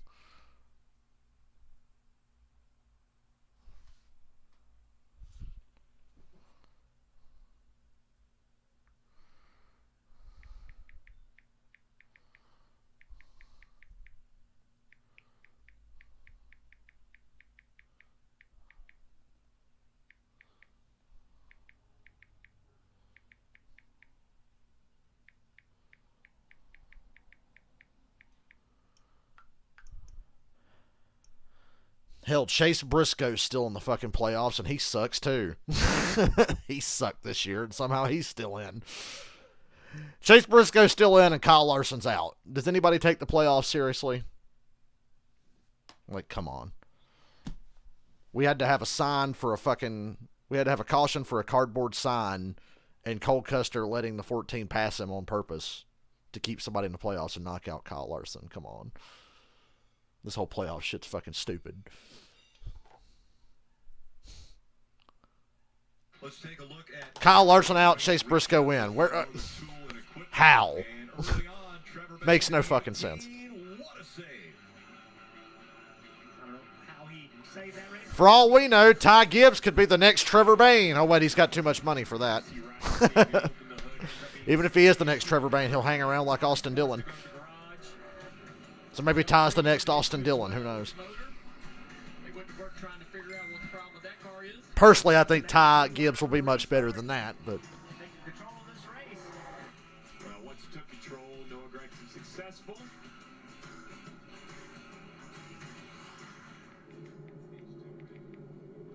Now we got a interesting front row. Austin Hill and Jones up front with Gragson, Allgaier, Gibbs. Well, a couple other penalties. The 18 car. Oh no, Trevor Bayne, safety vault. What the fuck is that? A crew member entered the pitting area. So we see right here, we see the pit stop. Everything looks normal at the moment. I'm sure it's going to happen when the tires go over to the left side. That's normally what happens, and there you have it. The man. Crew guy came over the wall. Austin Hill, Brandon Jones, Ty Gibbs, Noah Gragson. Let's see what Hill can do on the front row here. Hill has not been too far off of the 54 and the 9 today, and now he's in front of both of them. Brandon Jones with a good launch there. Gibbs is kind of bogging down on the bottom in front of Josh Berry. Noah washed way up off the corner there. What the hell? Berry clears Noah. Michael, I should have bet on Brandon Jones. I fucking knew it. I told you at the start of the race. Before the race even started, I told you. Josh Berry looking for a place to go. right behind the 21 of Austin Hill. Austin Hill, he tried to jump on the outside of Austin Hill. Austin Hill blocked that move. We're going to have a caution for a cardboard sign today. 54 and the 9 running with each other in 4th and 5th. Barry looking for a way around Hill for second. There's that Junior Motorsports speed through the center. Hill's kind of washing up the track to cut him off. He didn't go up far enough. Noah's pulling up on him fast. Barry better clear the 21. Move right there by Barry. Hitting the throttle hard. Running that middle line, and it's working, so 54 better just tuck in behind the 9 and follow him. He's clearing the way. Gregson gets by Hill as well now. Hill's pretty frustrated at the moment. Had the lead on the start and restart of this race, and now back and forth. He was really fast in stage 1. Stage 2, they started falling back a little bit. This track's going away from him somewhat. He's got a fast number 54, Ty Gibbs, right behind him. If Ty can just get around this 21 and stay with the 9, he's got a chance. Now he's getting put 3 wide with Allgaier, so he's screwed. Justin Allgaier in the orange car on the very inside. He's going to take both of those. Allgaier passed them both. Allgaier makes his way up to the 4th position now. Gibbs and Hill fighting for that 5th spot. Gibbs is loose. On the start, on these restarts, he's loose. To be on the inside of that 21 is not helping his car. Austin Hill is pulling the air off that spoiler. Now he just drives in the corner and takes the spot. AJ's a little better this run, not much, but he looks competitive with the 21, and that's an improvement. Josh Berry's looking for the lead. Josh Berry won here last year in Michael Annette's car. Remember that? I'd like to think that's the day Michael Annette decided, you know what, I need to retire. It really is me. I suck. Josh Berry. Like I said, the 2 guys that can blow up that Final 4 are running 1-2 right now, Berry and Jones. We all think we know what the Final 4 is going to be till one of these 2 wins in the next couple of weeks. So as a driver, knowing that, I just ran exceptionally hard. I got the lead. Now I need to go in a little bit of conserve mode. I don't have to run, at 100%. Go find 90%. Try to do everything you can to keep Noah behind you, but save a little tire right here. If I'm struggling at the end of runs, it's my job at this moment to save a little bit. You only got to lead by car length. It doesn't have to be 7 or 8, 9, 10. Try to save a little bit of tire. Battle right here between Gibbs and Allgaier. You're right, Michael, you're right. Gibbs is so tight Allgaier took this position away from Gibbs when he was early in runs. He's gonna try Now to it kind of starts to come to him. But again, on that inside, having a little tough time trying to find the grip for this 54 car. I believe he's clear right here, but here comes a 7 back on the outside. Allgaier's going to keep the spot off into turn 1. Marty, what you got on this 54 car? Boy, same song, 3rd verse for Ty Gibbs. We've seen him be so free. We've heard him talk. Now he swings to the outside of the 7. He's better on the outside. Justin Allgaier. But Steve, what they're saying is they're so good at the end of the run. So is it almost like you sacrifice a little bit of speed at the front end because you want to be quick? The one thing Ty's got going for him is that this race seems like it could go completely caution-free. The odds of that are low, but it's possible. More than the usual race based on this one. And in that second stage, he was never able to do it. He lost control of the 9 at Gregson. He only got back to second. So I understand that the car is the best at the end of the run, but it might be taking a little too long. Jeff asked that same question earlier. Jeff, to your point, I thought it was going to be okay because we don't see a lot of restarts on cold tires, but it seems like the problem is getting worse for the 54. Right here, another battle for the lead developing with the 9 of Gregson running down Josh Berry. Josh running the high side in 3 and 4 early in this run. That's not a great sign for the balance of that race car. Been running the bottom of 1 and 2 down here. But to have to see that car already searching for speed in turns 3 and 4 with the lead of the race is a sign of trouble with the balance, Dave. See him running the high side. Josh Berry has no chance at holding this lead. I think we all agree with that. Am I excited for tomorrow? I mean, football, yay. Cup race on a 1.5 miles, I guess I'm excited.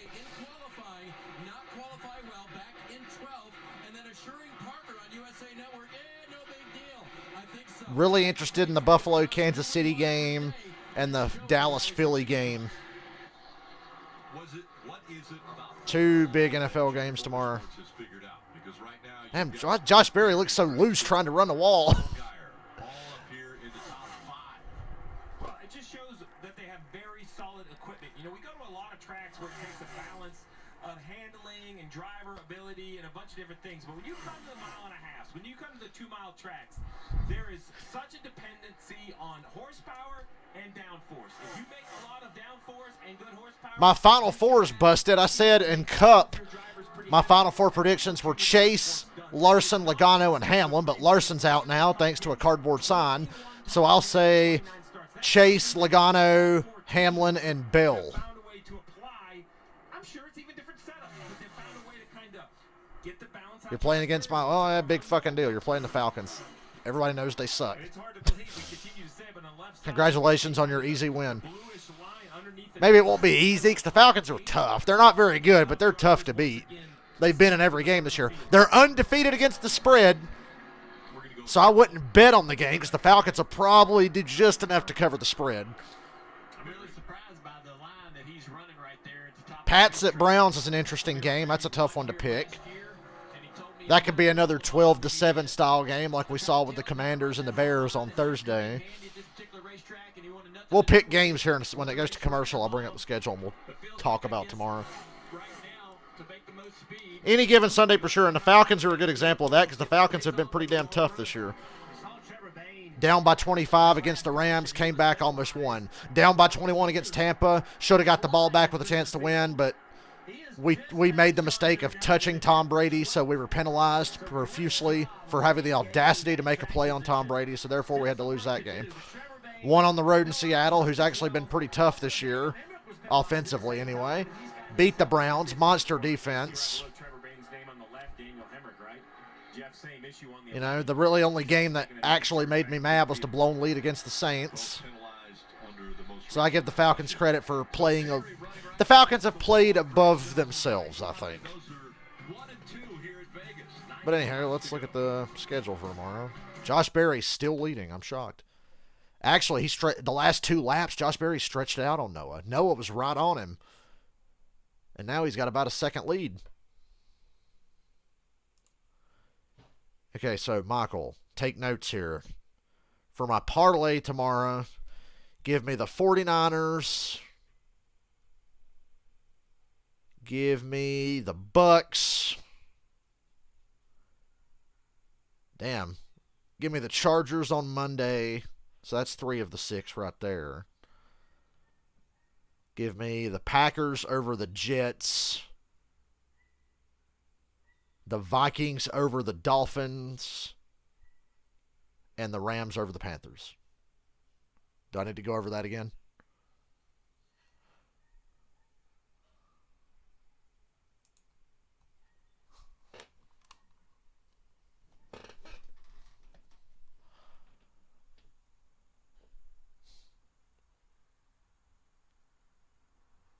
Here's Gibbs doing what he's done the last 2 stages.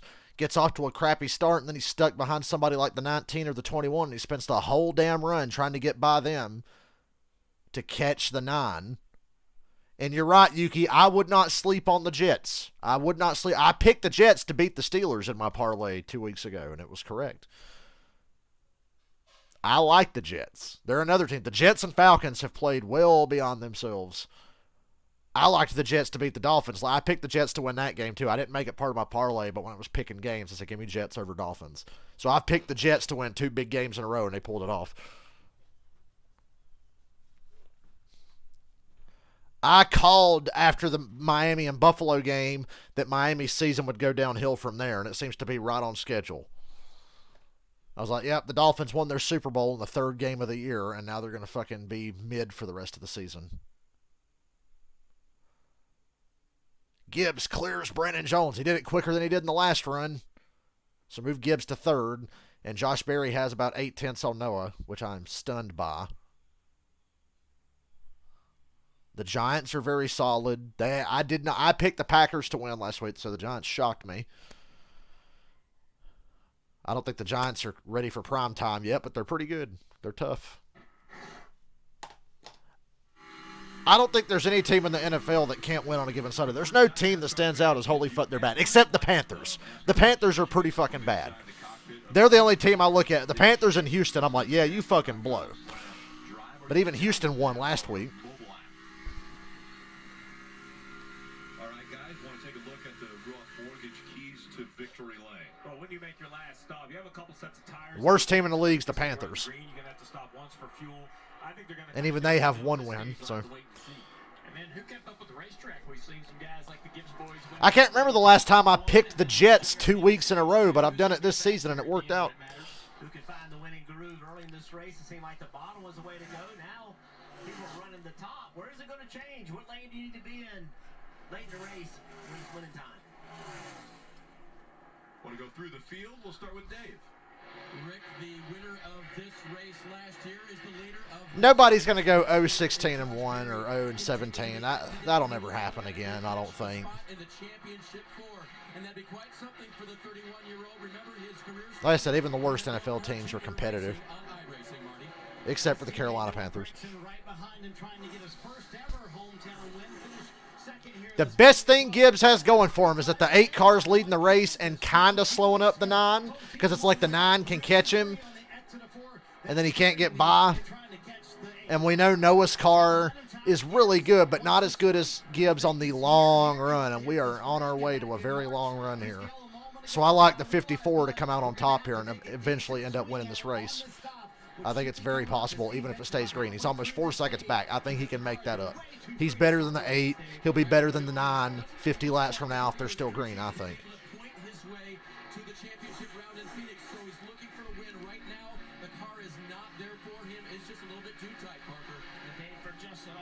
We've seen how the 54 of Ty Gibbs has been really struggling on the restart. It's the exact opposite for the 7-year. He's firing off great, but it's from lap 10 to around 25. He just has a lull inside that race car. Can't get to do what he wants. But from this point on, lap 20, the Falcons play the Panthers in 2 weeks while I'm on the KISS cruise. I'll be sad I won't get to watch that game because the games they show on the cruise are always the big national games.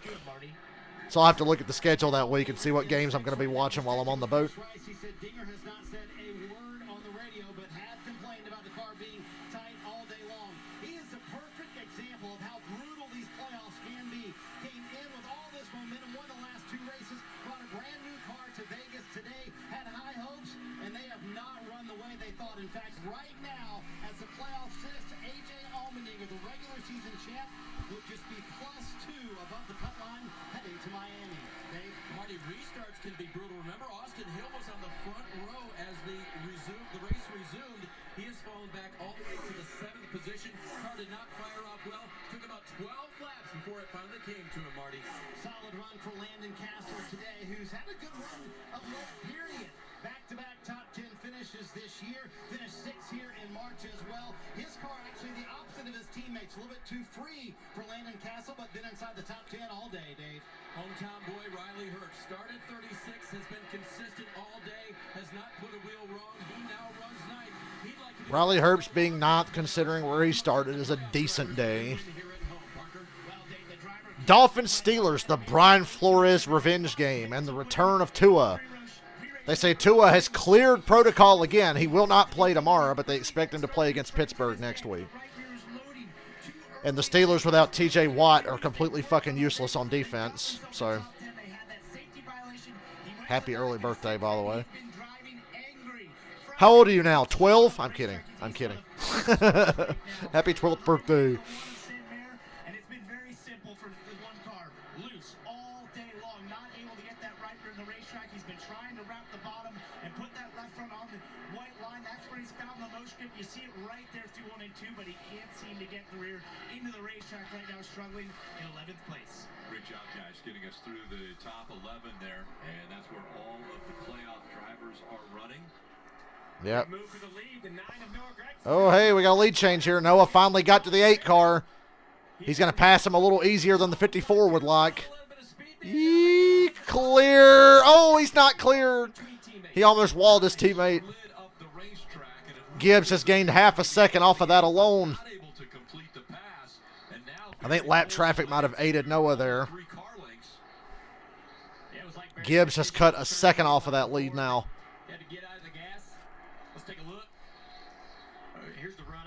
Damn, how did the 9 not clear that? God, the 8 got back in the gas and just refused to lose on that one. Noah cut him a break. Noah actually made a smart move, helping his teammate out. Yeah, adulthood. Enjoy it, Yuki. It fucking sucks. him a little bit. I only work 4 days a week, and I still don't like being an adult. Put him in a bad spot and then turn to the left and open the outside up for him.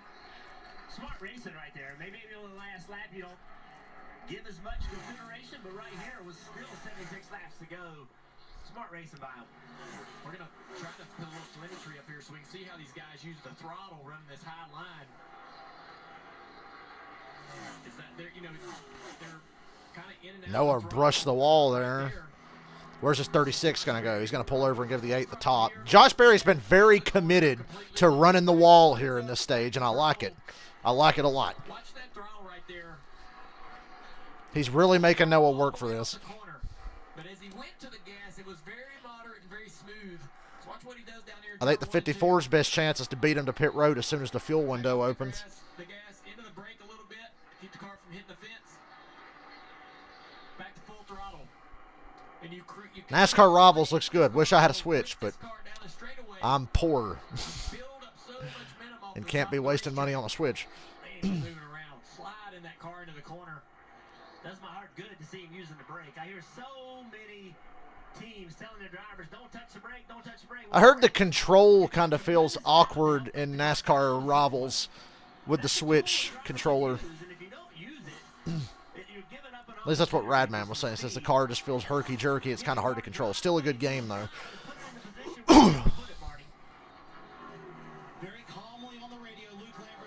Keep running that high line, Josh. And yeah, Noah is clearly faster, but just keep running that high line.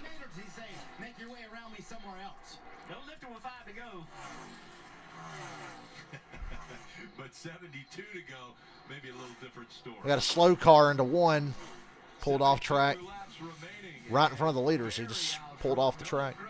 Couldn't see who it was.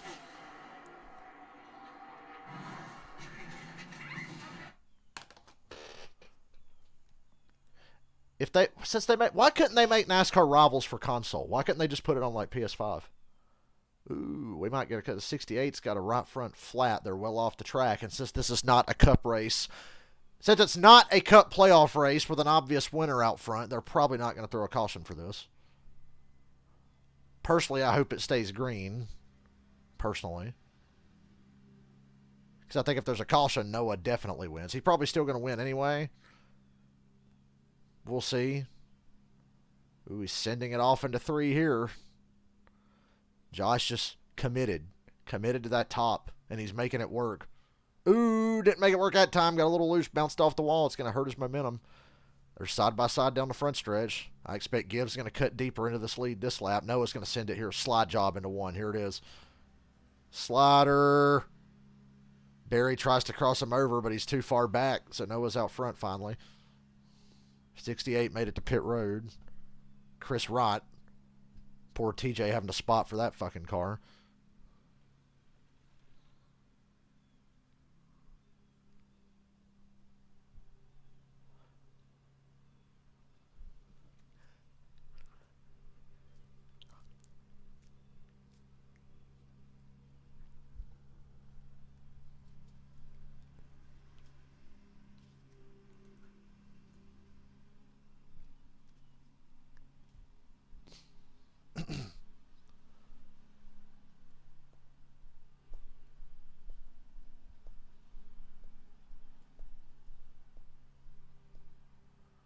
Tennessee's whooping Alabama? What?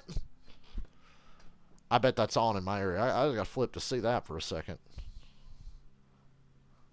Florida, Western Carolina, Wisconsin, and Michigan. It's got to be on Channel 7, right? I'm flipping over to that right now. 28-10. Woo! I just saw the going to commercial. Yeah. God damn. You go, Tennessee. Alabama actually had to play a real opponent for once. I like when Nick Saban does the thing when he gets mad where he grabs his own ass. That's my favorite Nick Saban thing ever. I bet he's grabbing the hell out of his ass in that game. Gregson up front in Vegas now, as Gregson already has led 62 laps today. Josh Berry was out front for 31 laps. And here's a look at how he did it. Junior, what do they call this again? So the 9 car gets the inside of turn 3 and 4. The 8 He's going to hit the wall. So now they're side by side as the drag race down into turn 1, Jeff. And then Icar is in position for what we call a slide job. Don, you never thought you'd see those on an asphalt oval, did you? I did not. This is What was that called again, Junior? A slide job. They just had to run the top. The only way to pass was to do that. Marty, what do you have on Noah? Well, I'll go back to what we said in through the field. Jeff, Noah said very early in this run, Yeah. 2-3, especially on the exit of 4. So you got to wonder if he has a little bit of what Ty Gibbs has had going on all day long. The longer they run, the better the 9-car gets. So Steve, also pit stops should be getting closer to that. What do you think? 10, 15 laps till all these guys will come down pit road? Yeah, that's what I have. About 11 or 12 laps. I figure they're going to pit with about 50, 52 laps on their tires and about 52 laps left to go in the race. That's where the math would say it's the best. But there will be an advantage to coming early. You know, new tires have more speed. I mean, we see it well over a second and a half, almost 2 seconds of fall off. You know, newer tires, you can make up almost 2 seconds of laps. You see on the left how Josh Berry is 1.4 seconds back. If he could come, say, 1 lap before Noah Gragson, that may be enough to cycle in front of him. And then your hope is that you have enough speed in the car to keep it there. Exactly. And that lap or 2 difference should not be a big deal. You know, when it's 4, 5, even 10 laps difference, that's hard to overcome for a driver who's out there on the older tires. We have to remember, too, that these pit crews aren't used to green flag pit stops in the Xfinity Series. There aren't very many of them. And a year ago it was this way, and it looks like it might be that same way again this year. But some of these crews that are pit crews for Sunday, they're used to hitting one lug nut. The one lug that takes the wheel off. I mean, I was quiet because I was going to get my food. Here in the Xfinity Series per wheel, so it's a different timing. Fried chicken, motherfucker. 18 car. Like a real southerner. He now is in 7th place. So long way to go. You like the casserole paint scheme because it reminds you of Italy. But this car right here and this driver. One of my favorite quotes in television history was Don Vito on season 4 of Viva La Bam when they're in Italy, and he looks at Bam Margera and Ryan Dunn and says, you know, Italy's shaped like a boot for a reason, so they can stick it up your ass. Austin Hill, the first back. Gibbs needs to get to pit road ASAP if he wants any shot at winning this race. 8 or 9 laps earlier than I thought, but maybe this is the 21 strategy call, Dave, to try to gain a little track position, get an advantage. They should be able to make it from here, Steve, but the driver needs to keep his head in the game. We mentioned this is the only rookie still going actually in the playoffs this year for the Xfinity Series, so he's going to get an adjustment here. He feels like we got ourselves screwed up running the top. It's now plowing tight, so he's going to get 4 fresh Goodyear tires and adjustment and Sunoco fuel to get him to the end. But Austin Hill needs to be all of his 28 years worth of wisdom and get this car safely to the end and quickly. Will that bring others? Will we see Austin Hill start pulling some of the other drivers to pit road? I think it's too early. I don't believe. I disagree. I say pit now. You're not going to beat the 9 any other way. Gregson's only really concerned about Josh Berry when you look at the gap on the racetrack. The guys around Austin Hill are going to lose a little bit of time to him, but like Dave was saying about how hoping your car is good enough to keep the advantage, I think this is going to be such a big gap. I'm not sure if he'll be able to hold it off. Now the 18 says, hey, I like that idea. I'm going to follow the 21 down pit road. I had that penalty. I've been trying to drive up through the field. So I'm going to get aggressive on the strategy now to see if that works, Parker. Right, Steve, he's been one of the fastest cars. I love that paint scheme on Trevor Bain's car. Exactly what you saw there. The second the 21 hit pit road, they told Trevor, hit this lap. Yeah, Taco Bell in your stomach is intact. Well, lucky you. Who's flown all the way from the back of the field into the top 10 and just outside the top 5. We'll see how this plays through the cycle for them. Now here comes A.J. Allmendinger. He was running in the 6th position. Now this will start to kind of move forward. Now the wave, I think, will go from 6 towards the leader as they come. The guys that can see these other cars out the mirror are going to want to come as well. You see Castle on pit road as well on the graphic. Marty. A little bit better for A.J. Allmendinger, Rick. Finally said the car's tight landing and tight on throttle as well. On their last stop, they did 3 rounds of wedge. What's a miracle? Adjustments here in the 16 to see. You're exactly right. A lot of spotters talking about multiple cars coming on the next lap, Dave. His teammate Daniel Hemrick is on pit road. He revealed the crew for the first time. Hey, we're loose. So that track race car all day.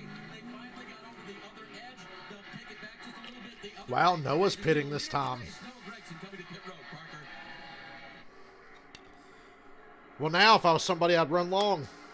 Also on pit road is the one of Sam Mayer, who is the lowest placed playoff driver. As these green flags Opposite the leader. cycle started there, just too tight through the center and far too tight to run the high side for the one of Sam Mayer. As you see, getting out of his stop, Marty. Noah Gregson, the leader, coming down pit road right now. Hope you speed, you fucker. The car was at the end of that run right there, so Luke Landis saying we feel like we need to make a little bit of an adjustment, but the track is still going through a transition. Those 4 fresh Goodyears, though, that'll be the biggest adjustment. They have been a massive difference time-wise, Dave. Brandon Jones on pit road for 4 tires and fuel. They'll try to fuel it all the way up. Make sure that Toyota can get to the end. Yeah, that Stoper's mac and cheese is so good. Ty Gibbs coming down pit road was running third when he came for much of that run, we should say. He said the balance is just not that bad. They just can't fire off like he would like to. A little bit too tight in the center the longer the run goes, but pretty happy with it overall. Now let's see if the 54 can get him a little. Oh, his stomach. About the Taco Bell, my bad. And also on pit road is the 7 Justin Allgaier, exact opposite from fires off great. Just has that lull through the center portion of the run where he just doesn't quite have the speed, and they had a lot of speed towards the end of that run. We're clicking off top 5 lap times, lap after lap. It was 4 Goodyear tires for Justin Allgaier. We'll see where he rejoins.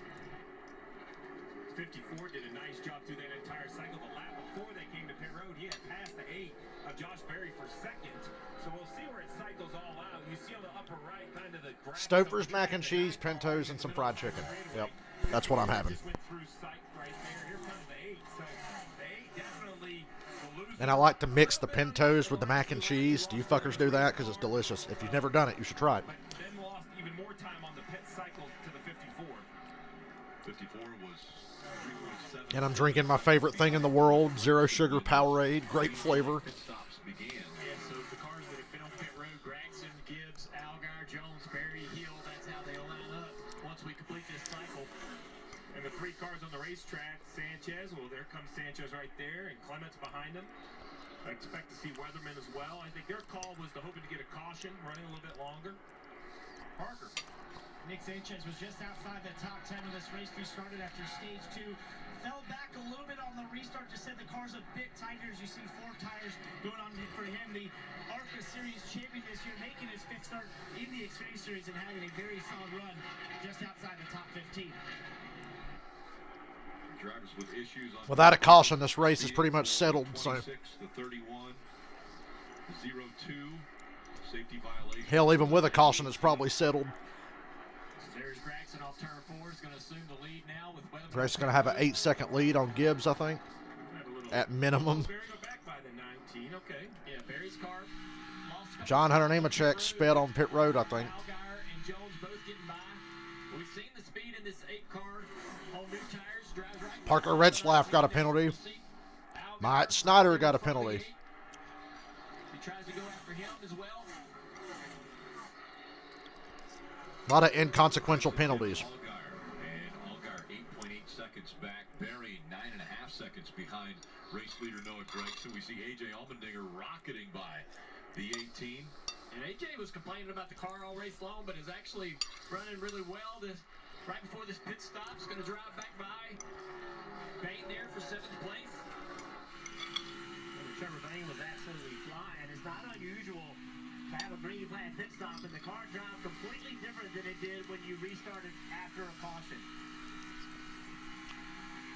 It's Gregson, Gibbs, Allgaier, Berry, and Jones, the top 5. 51 laps. I hate the NASCAR Heat 5 DLC got delayed. We're Carvana, the company who invented car vending machines.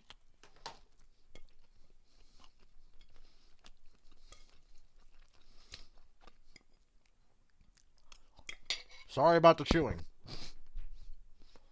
But I got nothing to prop my mic up on. Actually, fuck it, I'll do it anyway.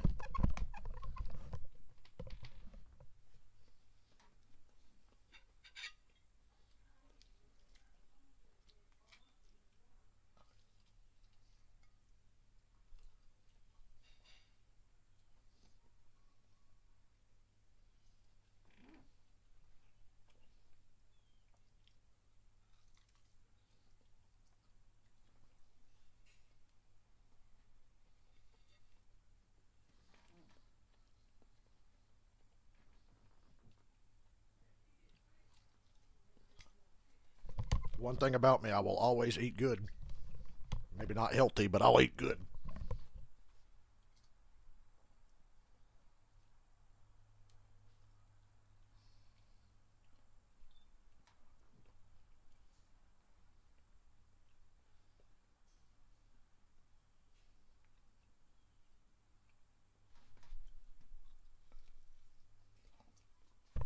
Piece of chicken might be too big, honestly.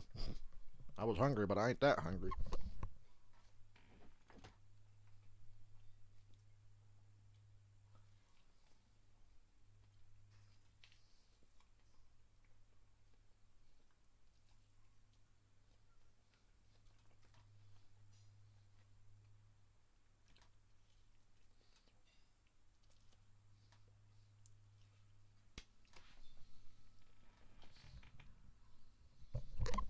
No, the Dan Snyder situation. Yeah.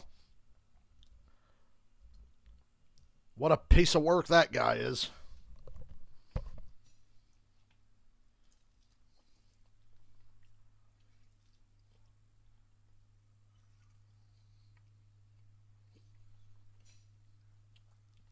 Snyder has apparently said the NFL's like a mafia, and I'm like, well, are they going to have this motherfucker killed or what? How many laps left? About 45 laps. 45 to go, I think.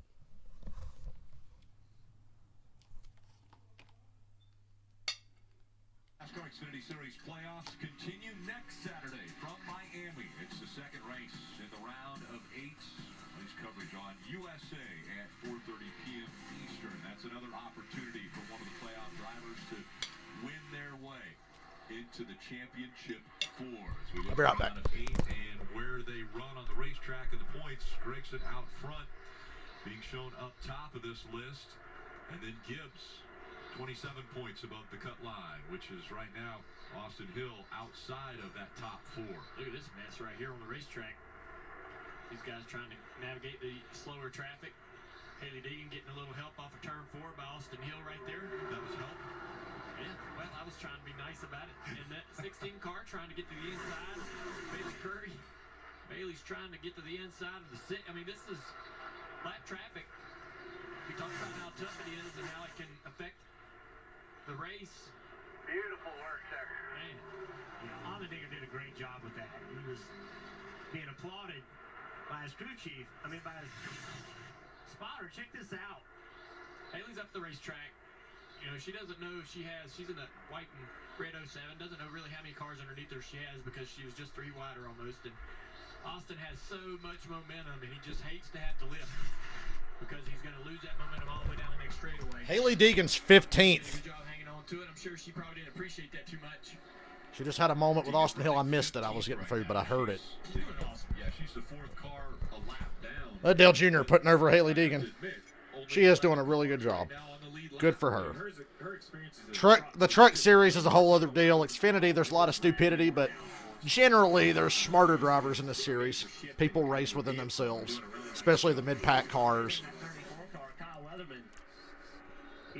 of which she is one of, and she's being treated with a lot more respect. Putting a lot of pressure on her. Parker, well, just to add on that conversation about Haley Deegan and how different these cars, Xfinity cars are from the truck. I hope the day never comes where Xfinity falls down to truck series level. You have in these compared to those trucks that have a ton of downforce. Obviously, I've raced against her in the truck series. I know what she's talking about there. I've driven Xfinity cars. It is a massive difference. But one of the things she told me that's helped her a ton over the last couple weeks is David Reagan is actually sort of her driver coach and mentor in the trucks. And as she's gone in as Rockstar David Reagan. she said she's just learned so much from him. He's been a huge, valuable resource for her to lean on and to understand these cars. And I think, as you guys said, she's done a great job here. She's been up to speed really quickly. And having a resource like that with all that experience like David Sorry about the chewing again. I'm almost done. Parker, how about the recovery for A.J. Allmendinger? We talked about what the team needed to do to keep him in the game. The Nutrient Ag on board with A.J. sitting right now in the 6th position. Caution. Caution on the track, Rick. Yeah, caution has come out. Hello. Yes, you got a pit. Still looking if it's a car or What's debris caution for? that's out on the track right now with just 40 laps to go. in Cardboard the sign? Alsco uniforms. 302. They're looking at the 19. I don't understand. Hearing it's for the 19 of Brandon Jones. Well, what happened? Still running fifth. He's in the right direction. It looked like he's heading contact. Did he get sideways and NASCAR shit themselves and throw a caution? So a restart, and Steve, as far as come to pit road, 40 laps to go.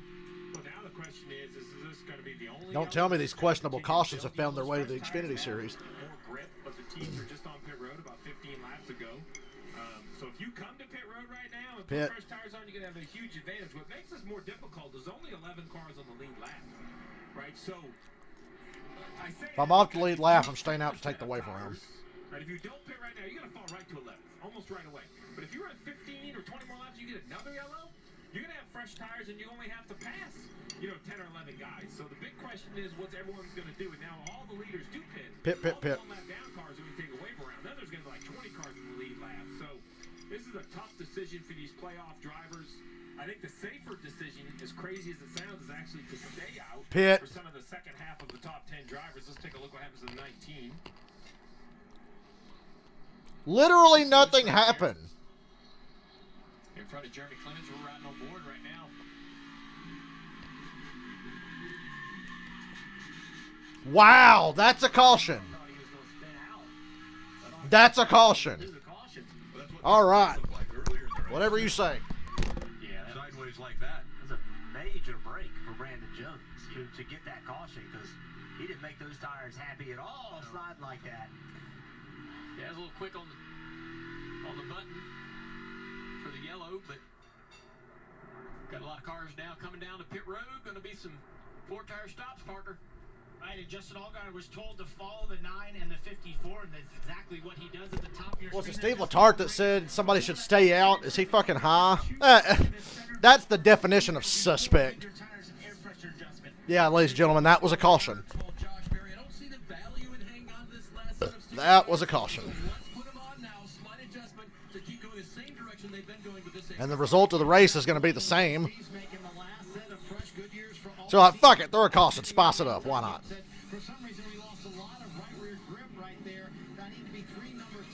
I can't believe they throw a caution for that.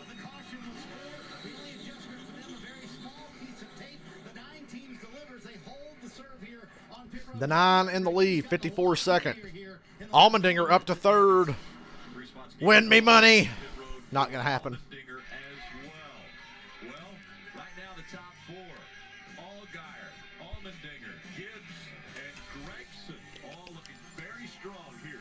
Of course, they threw the caution because this is another race I would have left early like last Sunday.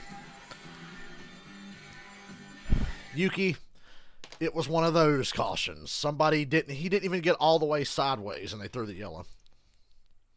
Like, caution for Brandon Jones. Like, well, there's nothing wrong with him. He's still 5th place. He didn't even lose a position. He was 5th, got a little sideways, and the caution came out. Now he's come off pit road in 4th. So, what a devastating break for Brandon Jones. What the fuck?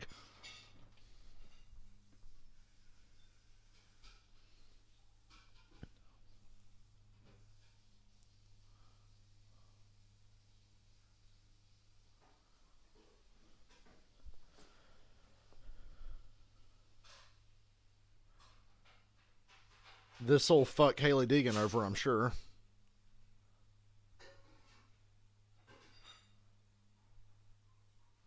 I think the guy up in race control fell asleep and his head hit the button and the caution came out.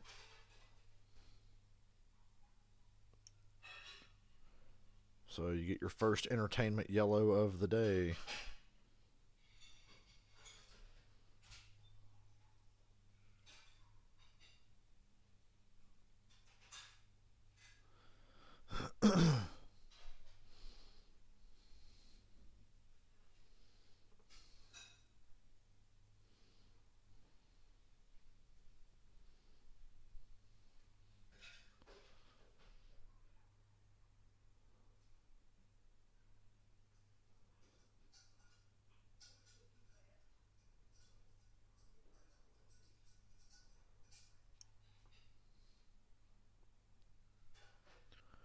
Let's check on the Alabama game because I'm just fascinated by that.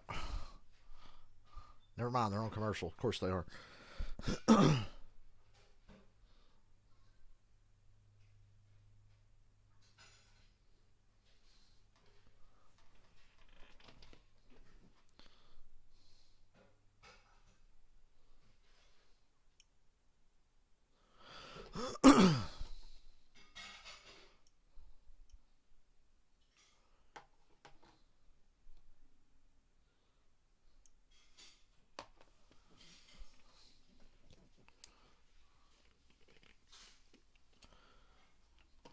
Yeah, remember 68 blew a tire, no yellow. Brandon Jones drifted for like a quarter of a, not even a half a corner, just a quarter of the racetrack. And caution. Guys, they had to throw a caution. It's windy. For drivers that are below the cut line right now, Austin Hill, Josh Berry, Brandon Jones, and Sam Mayer don't want to end this race in a hole where they go into the next two races with a different agenda. Yeah, and any sort of issue on these final 36 laps is going to be more costly because the way the pit cycle works. I have 35 to go. I think Noah still wins anyway, so it really doesn't matter. Looks like 16 cars on the lead laps. Now, if you have a little bit of a hiccup, anything. Am I reading the leaderboard right? Did Landon Castle stay out? He sure did. So that's going to fuck Gibbs again. Gibbs was going to start on the front row. Now he's not. He's probably going to get fucked again. Noah's going to have the lead when they come out of 2. Castle's just going to fuck his teammate over here. He's lined up in front of AJ. All this is completely unnecessary, by the way. And Haley Deegan's going to get fucked out of her top 10, her top 15, excuse me.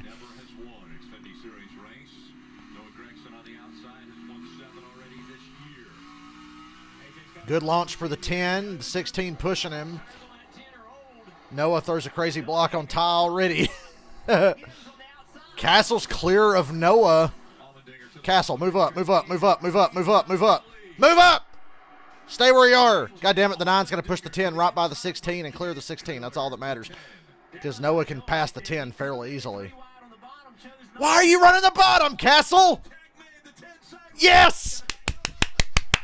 Yes! AJ's got the lead. Can he hold off the JRM cars and Gibbs? Wow, Noah got fucked bad. Castle took AJ's line, and AJ shoved him up the track in front of Noah, and it just completely checked Noah up. Clean air, AJ, clean air. Clean air, clean air, clean air. And Gibbs is in front of Gregson. God, there's JRM cars through the center. AJ, move up. Why'd you give him the top? Oh, AJ put Josh Berry in the wall. And Josh Berry just kept going. Passed him anyway. Well, the caution was stupid, but you can't say it didn't make things a little fun. Gave me a shot at some money, but that's over now. Oh, AJ loose off of 2. Almost wiped out Berry again. He's trying to stay in front of the 7. AJ thinks he's got a loose wheel. Oh, boy. Nah, fuck it. It's not loose. You're fine. Ooh, 3 wide. Nope. Now they're going to go 3 wide. Nope. Barry's going to block the 7. Barry's loose. I don't know how Barry's still in. He hit the wall pretty hard. I know the Xfinity cars are very resilient to sidewall contact, but he hit pretty fucking hard. Yeah, like Steve's saying it now. It's unbelievable how the 8 car's still going. Didn't cut a tire or nothing. You have to imagine absolutely hurt that car. It should show up on the older tire, but Hey, AJ gave Barry, he didn't completely wipe Barry out. He gave Barry just enough room. Barry still smacked the wall anyway. He gave him just enough room.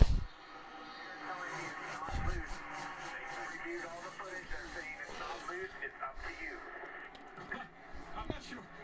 So we don't think it's loose, but if it's vibrating, it's up to you. Yeah.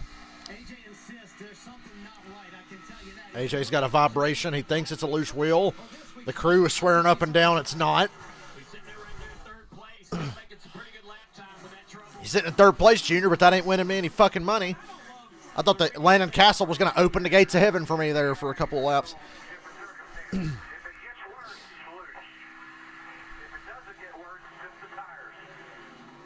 Gibbs looking to pass AJ here. AJ not cutting him any slack, but he can't hold the bottom. That's for 3rd. Noah's struggling now. At least that caution fucked over Noah for now. Could be more cautions later. Ooh, Austin Hill! He drove it in. I thought he ran over Noah, but hell, he checked up and got sideways. This is a mess back here for 4th. 3rd and 4th. loose emphatically like they know. I would prefer, you got to leave it a little open. Hey, we don't think it's an issue. Yes, these tires have vibrated. You know, maybe a little bit more delivery of support to the poor driver of the 16 because he. And Josh Berry's got a half a second on Justin Allgaier. Watch this right here. Watch a 21 into the back of the 54. Just taking the air off of that car. The hard racing right The caution was bullshit, but as of now, I'm in favor of it. And at the bottom of the screen, the 54 has gotten around the 16, and now the 21 trying to catch AJ as well. Some wild racing here in this final. Wild racing. I would like to thank Landon Castle for staying out and fucking over Noah Gragson. You are a hero, Landon Castle. My hero.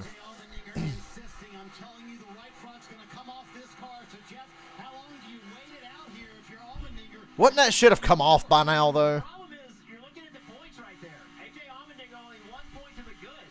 If this was race 4 of the year, and he felt that strongly, he would probably be pitting. But if you pit right now, Still headed straight at me. there's 16 cars in the lead lap. You are going to be in trouble with a decent finish. So it is an impossible answer for AJ Allmendinger. He's just got to trust himself and do what he thinks is right. If I was AJ, Big run down the back for Noah. Surprised he didn't go to the inside on the 21. He pushes the 21, who tries to pass AJ, and AJ cuts him off. you don't have far to go before you hit something. Now Noah's up to the outside around Austin Hill.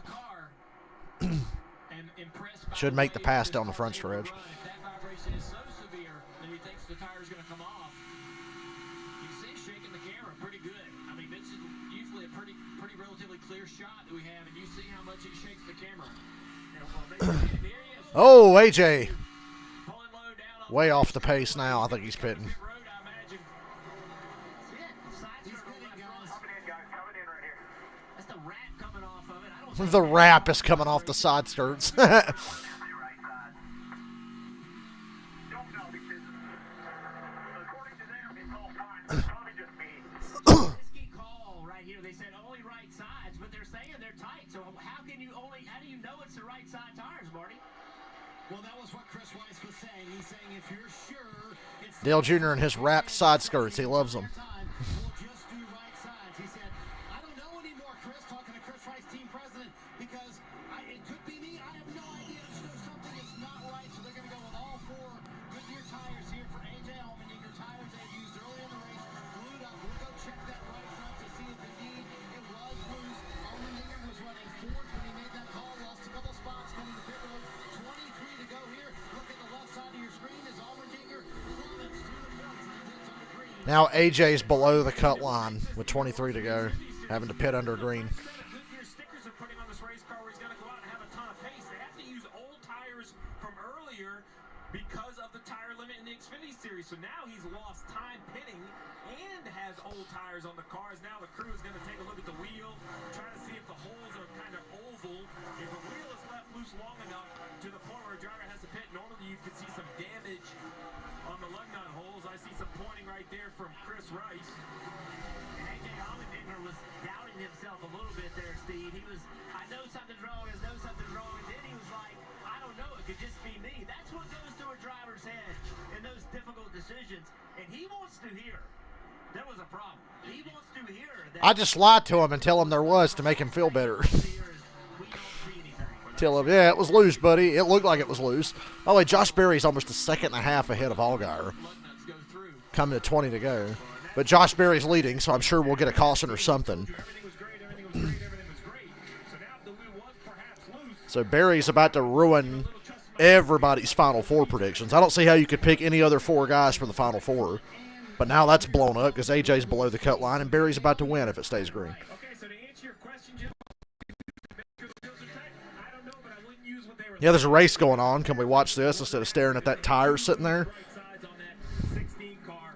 And look what it's done. AJ Allmendinger, such a great year, winning races, winning at the road course, back-to-back victories coming in. Now he's 17 points below, running in the 22nd position. Our first playoff driver. He didn't get as many stage points as most, and now currently the worst playoff driver driver by over 13 spots on the racetrack. And that's with Josh Berry winning the race. If Josh Berry does not win this race and Allgaier takes the lead, those points will change quite a bit in AJ's favor. We won't be quite so far from So AJ's cheering for Allgaier or Gibbs, but I'm not seeing much out of the 7 as far as trying to run down Josh Berry.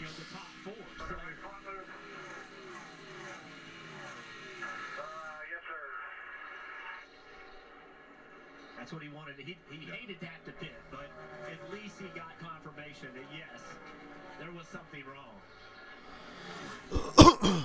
Junior as a playoff driver is if Noah Gregson wins this race, that's okay because he was probably going to advance anyway. But when guys start winning that are outside of the top 4, that's when the pressure gets ramped up.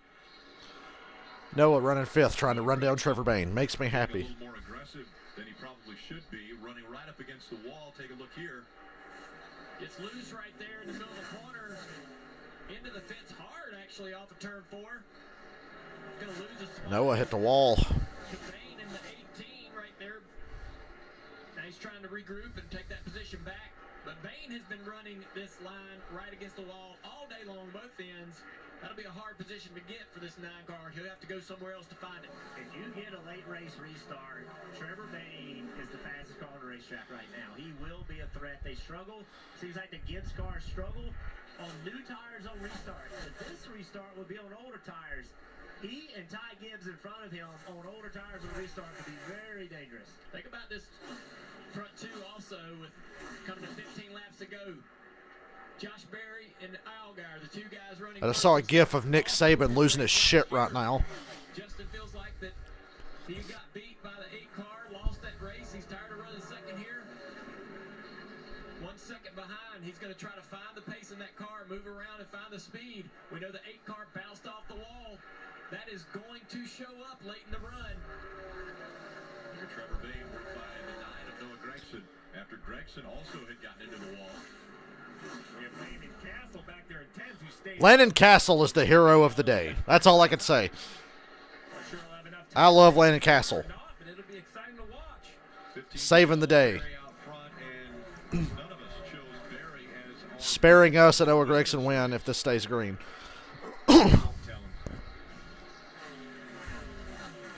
Why does NASCAR like to keep fucking over the 9 car whenever they're leading at the end of these things? Deegan 14th. She also didn't get screwed. I thought she might get screwed up in a big mess, middle of the pack. Get a bad restart, be in the bad line, whatever. But no, she's 14th. Good for her. My man Josh Berry might be about to win this thing. I got to see Josh win at Charlotte this year. That was very cool. And then I bought, when the race was over, I went outside and I bought the autographed race win Martinsville number 8 from last year. I have that autographed by Josh Berry. So we've seen Josh Berry in the wall. Why is the 36 cutting the 8 car's balls off there? What the hell? Either one of them. And we thought they made pretty hard contact. But still, Josh Berry out there with just over a second lead, and Noah just got by Trevor Bayne.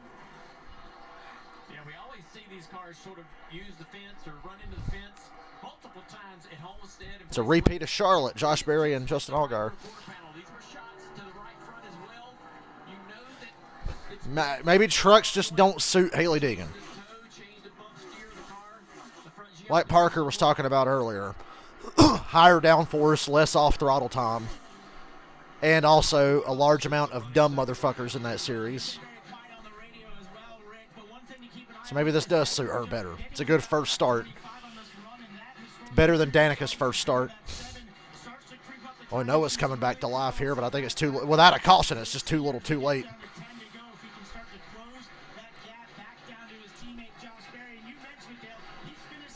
And Gibbs, again, is in the middle of a JRM clusterfuck all season long. Looks like Noah Gragson's found a way around Bain. Now he's setting his sights on the 54 of Gibbs in 3rd place right here. Gibbs going to run this top, take that line away from Noah. Noah has to check up there as he had a little momentum in the center of the turn. I think Noah is the best driver in the Xfinity Series right now making passes. 10 to go. He just takes the spot. He's got to get alongside Ty Gibbs at the right place with the right amount of momentum. Gonna have that momentum right here, Jeff, off of turn 2. Look at the run he's gonna get down the back straightaway. Does he take a move to the inside here? Let's see what he does. Got good momentum. Damn, Noah passed 54 really easy there. Stays on the white Still line. 2.5 seconds behind Josh Berry. He's gonna move up in front of him. Oh, Allgaier bounced off the wall. You see that? They didn't even notice. Allgaier bounced off the wall in front of Noah. So Berry's going to he's going to increase that lead now. Made that pass pretty easily. Josh Berry continues to run laps that are faster than Allgaier, lengthening his lead over Justin. The 9 car now in the 3rd place has a real If NASCAR was fair, they'd throw a bullshit yellow to give Noah another chance, but I hope they don't.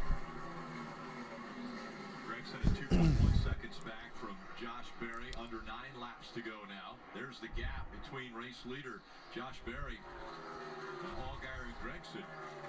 8 laps remaining here in So I'm thinking about streaming after the race. I'm thinking about streaming a video game here in a little bit. won the race. I got to make a phone call and take a little break, but I might play something here in a little while. Something I haven't streamed in a while.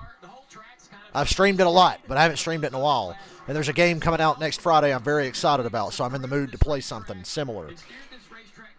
So if y'all are interested, keep an eye out for me here in a little bit. When the race is over, like I said, I got to call somebody, and then I can probably stream later. So we'll see. Keep an eye out for me this evening. Excuse me.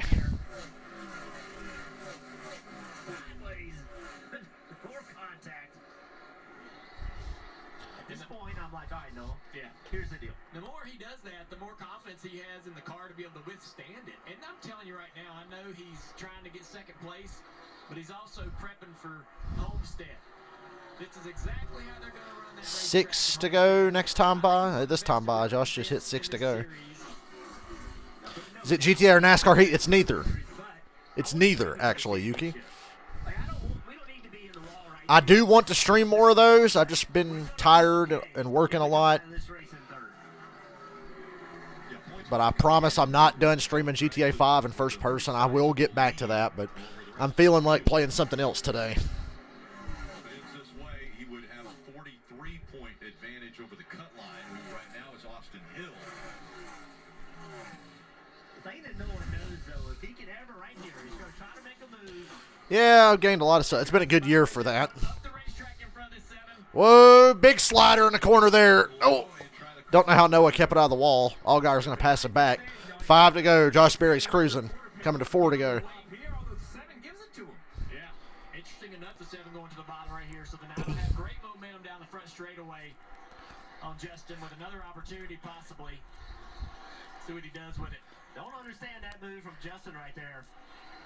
Because he knows if you get the bottom to Noah, this is what he's going to do. He's going to drive in the corner, slide it up in front of you. JRM's going to finish 1, 2, 3. All that pass happened. It actually happened. Yuki, ding, ding, ding. You've guessed correctly. 3 and 4, rather than running the top. Now Allgaier again to the bottom of the racetrack through 3 and 4. They didn't lose a ton of time to Josh Berry with all of this happening. You'd think that cost him a second or 2, but still only 1.5 behind with coming to 3 to go right here. 3 laps to go. Junior Motorsports drivers running 1, 2. I've never met Dale Jr. I'd like to meet him one day. He's somebody famous I'd actually care about meeting. I don't worry too much or care to meet famous people because you usually have to pay to meet them, and it's awkward. Goddamn, Josh Berry doored a lap car. What the hell? While Gregson and Allgaier are swapping positions. 2 to go. Damn, Josh Berry's going to be the luckiest man alive to win this race. After hitting the wall with him and AJ and then body slamming the 0-2. 2 to go. He's going to be very lucky to win this. Well, Yuki, of course it's Batman, because I said Gotham Knights is coming out next week, and I want to play something somewhat similar. Under 2 laps remaining. And Josh Berry. You meant me? Oh, you're talking about when you got on my channel, right? But say, we didn't meet in person? Are you stalking me? No. 1 lap to go. Allgaier hit the wall. We've hit the white flag, though. Ooh, boy, Allgaier might have killed it. Was it the 0-2 again? Who's in the fucking 0-2? He slowed down, but still holding on to a Josh Berry did it a year ago. Where My man Josh Berry. late in the race came up. Going to race for a championship. Now he has led 6 And the chances of an all-junior motorsports Final Four just increased. Josh Berry wins Las Vegas. Oh, poor Noah finished second. That's the brakes. Allgaier third somehow. Gibbs fourth. Trevor Bain fifth. And Haley Deegan's going to finish, what, 13th? Awesome. Really happy for her. She really needed this, I think. Oh, she finished 14th. She got passed coming to the line. Leaderboard said she was 14th. Well, my leaderboard's saying she's 13th, but the one on TV said 14th. But my man, Josh Berry, and that's going to be a hell of a race win diecast. If I can get that autograph one next year, I'll get it.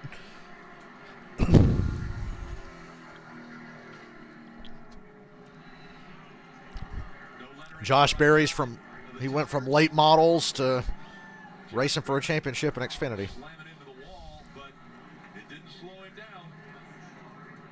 It's his 5th career win, I think. 5th in 2 years. Dale Jr. and Kelly took a gamble on him, and it has definitely paid off. Allgaier, Noah's mad at Allgaier. What the fuck you mad about? You really gonna be mad at him? Remember when you wrecked Allgaier at Bristol last year? Remember that? This dumbass has the audacity to be mad at the 7. Give me a break. The fuck you got to be mad about? You blew it, you fucking choker. Late cost or not, you still blew it. You had the best car and you still couldn't find a way to win. Who gives a shit? He has no reason to be mad at Justin Allgaier. Justin Allgaier did nothing wrong. I can't believe Allgaier still finished 3rd after smacking the wall.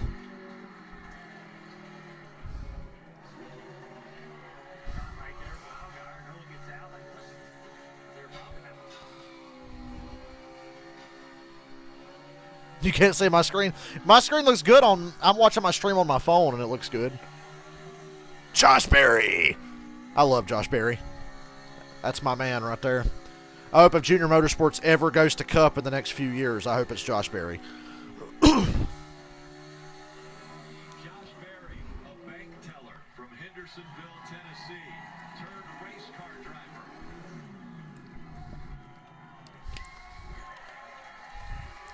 Given an opportunity with Junior Motorsports. Tough break for AJ, absolutely. Worst case scenario for AJ. Has a shitty race, and then somebody below the cut line wins the race.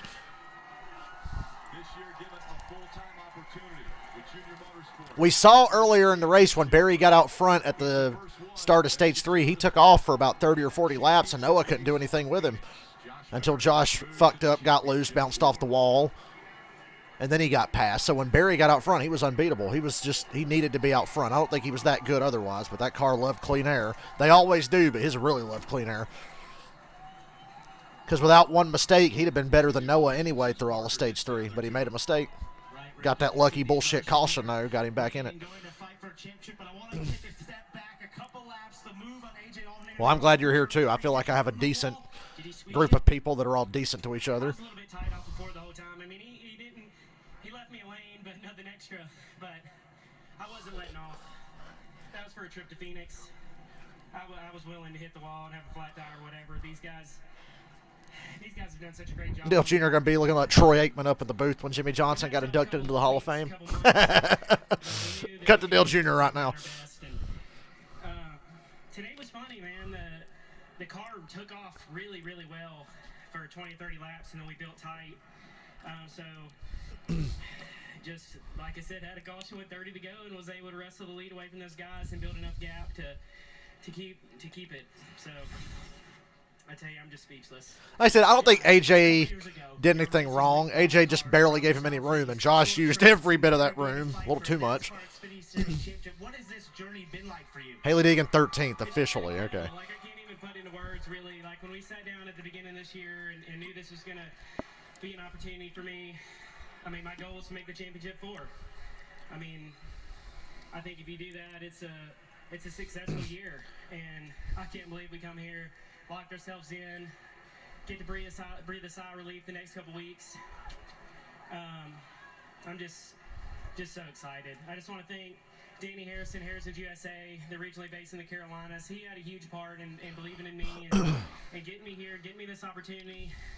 Tire Pros, Jarrett Systems, HendrickCars.com, everybody back at Junior Motorsports, Hendrick Motorsports. I think this is Chevrolet's 500th win in Xfinity or something. I think that one. I know it's a lot. It's a lot more races than I've won. But gosh, just very special right now. Very special. I just want to say hi to my wife. All right, Michael, I'll see you tomorrow. Everybody else that wants to watch me Batman it up later, look out for me. I'm going to be streaming. It's a lot better now. I think that says it all, guys. Josh Berry, your winner at Las Vegas. Marty. For Noah Gregson almost seething, looking over there at his teammate celebrating. Marty Snyder rubbing it in. Noah. We're not doing burnout, so definitely frustrated. This dude is so unlikable, it's not even funny. Noah Gregson is so unlikable. How does anybody like this dude? He's a fucking tool. That's my impression of how he talks.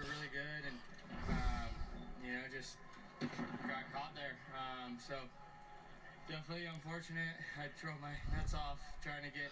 Maybe spend more time worrying about finishing out a race than walking down pit road with your fire suit unzipped trying to be cool. Maybe worry more about what you do behind the wheel than what you do out of the car to try to be a meme or be a jackass. Fucking loser. Can't wait to watch this dude flop in Cup. It's going to be great. Congratulations to Chevrolet, 500 Xfinity Series wins. That's pretty cool for them. Congratulations to the A team and Junior Motorsports 1, 2, 3. So. Nah, I think Rogers is much more likable than Noah, and that's pretty sad. Noah Gregson has zero redeeming qualities. Zero.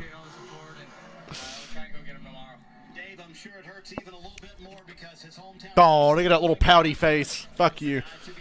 Glad you didn't win.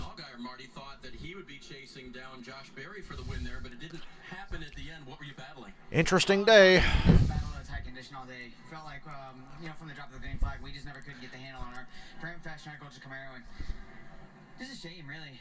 It's a great racetrack for us. Obviously, for Josh to go to victory lane, congrats to the A team. To go 1, 2, 3 for Junior Motorsports.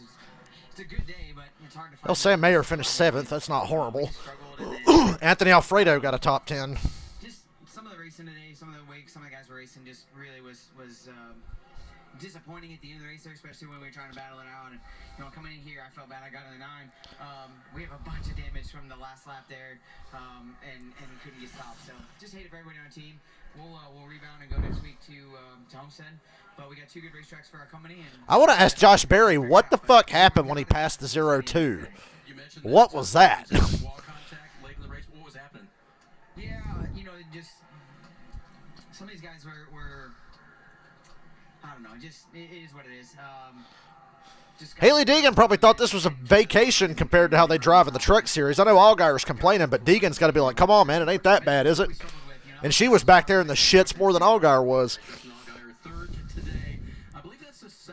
Can we get a Haley Deegan interview? I'm actually clamoring for a Deegan interview today. Josh Berry's still out there riding around. It happened right here at Las Vegas. It happened a year ago in pretty much the same fashion. And just to... Well, y'all, I'm out of here. I'm going to take a break.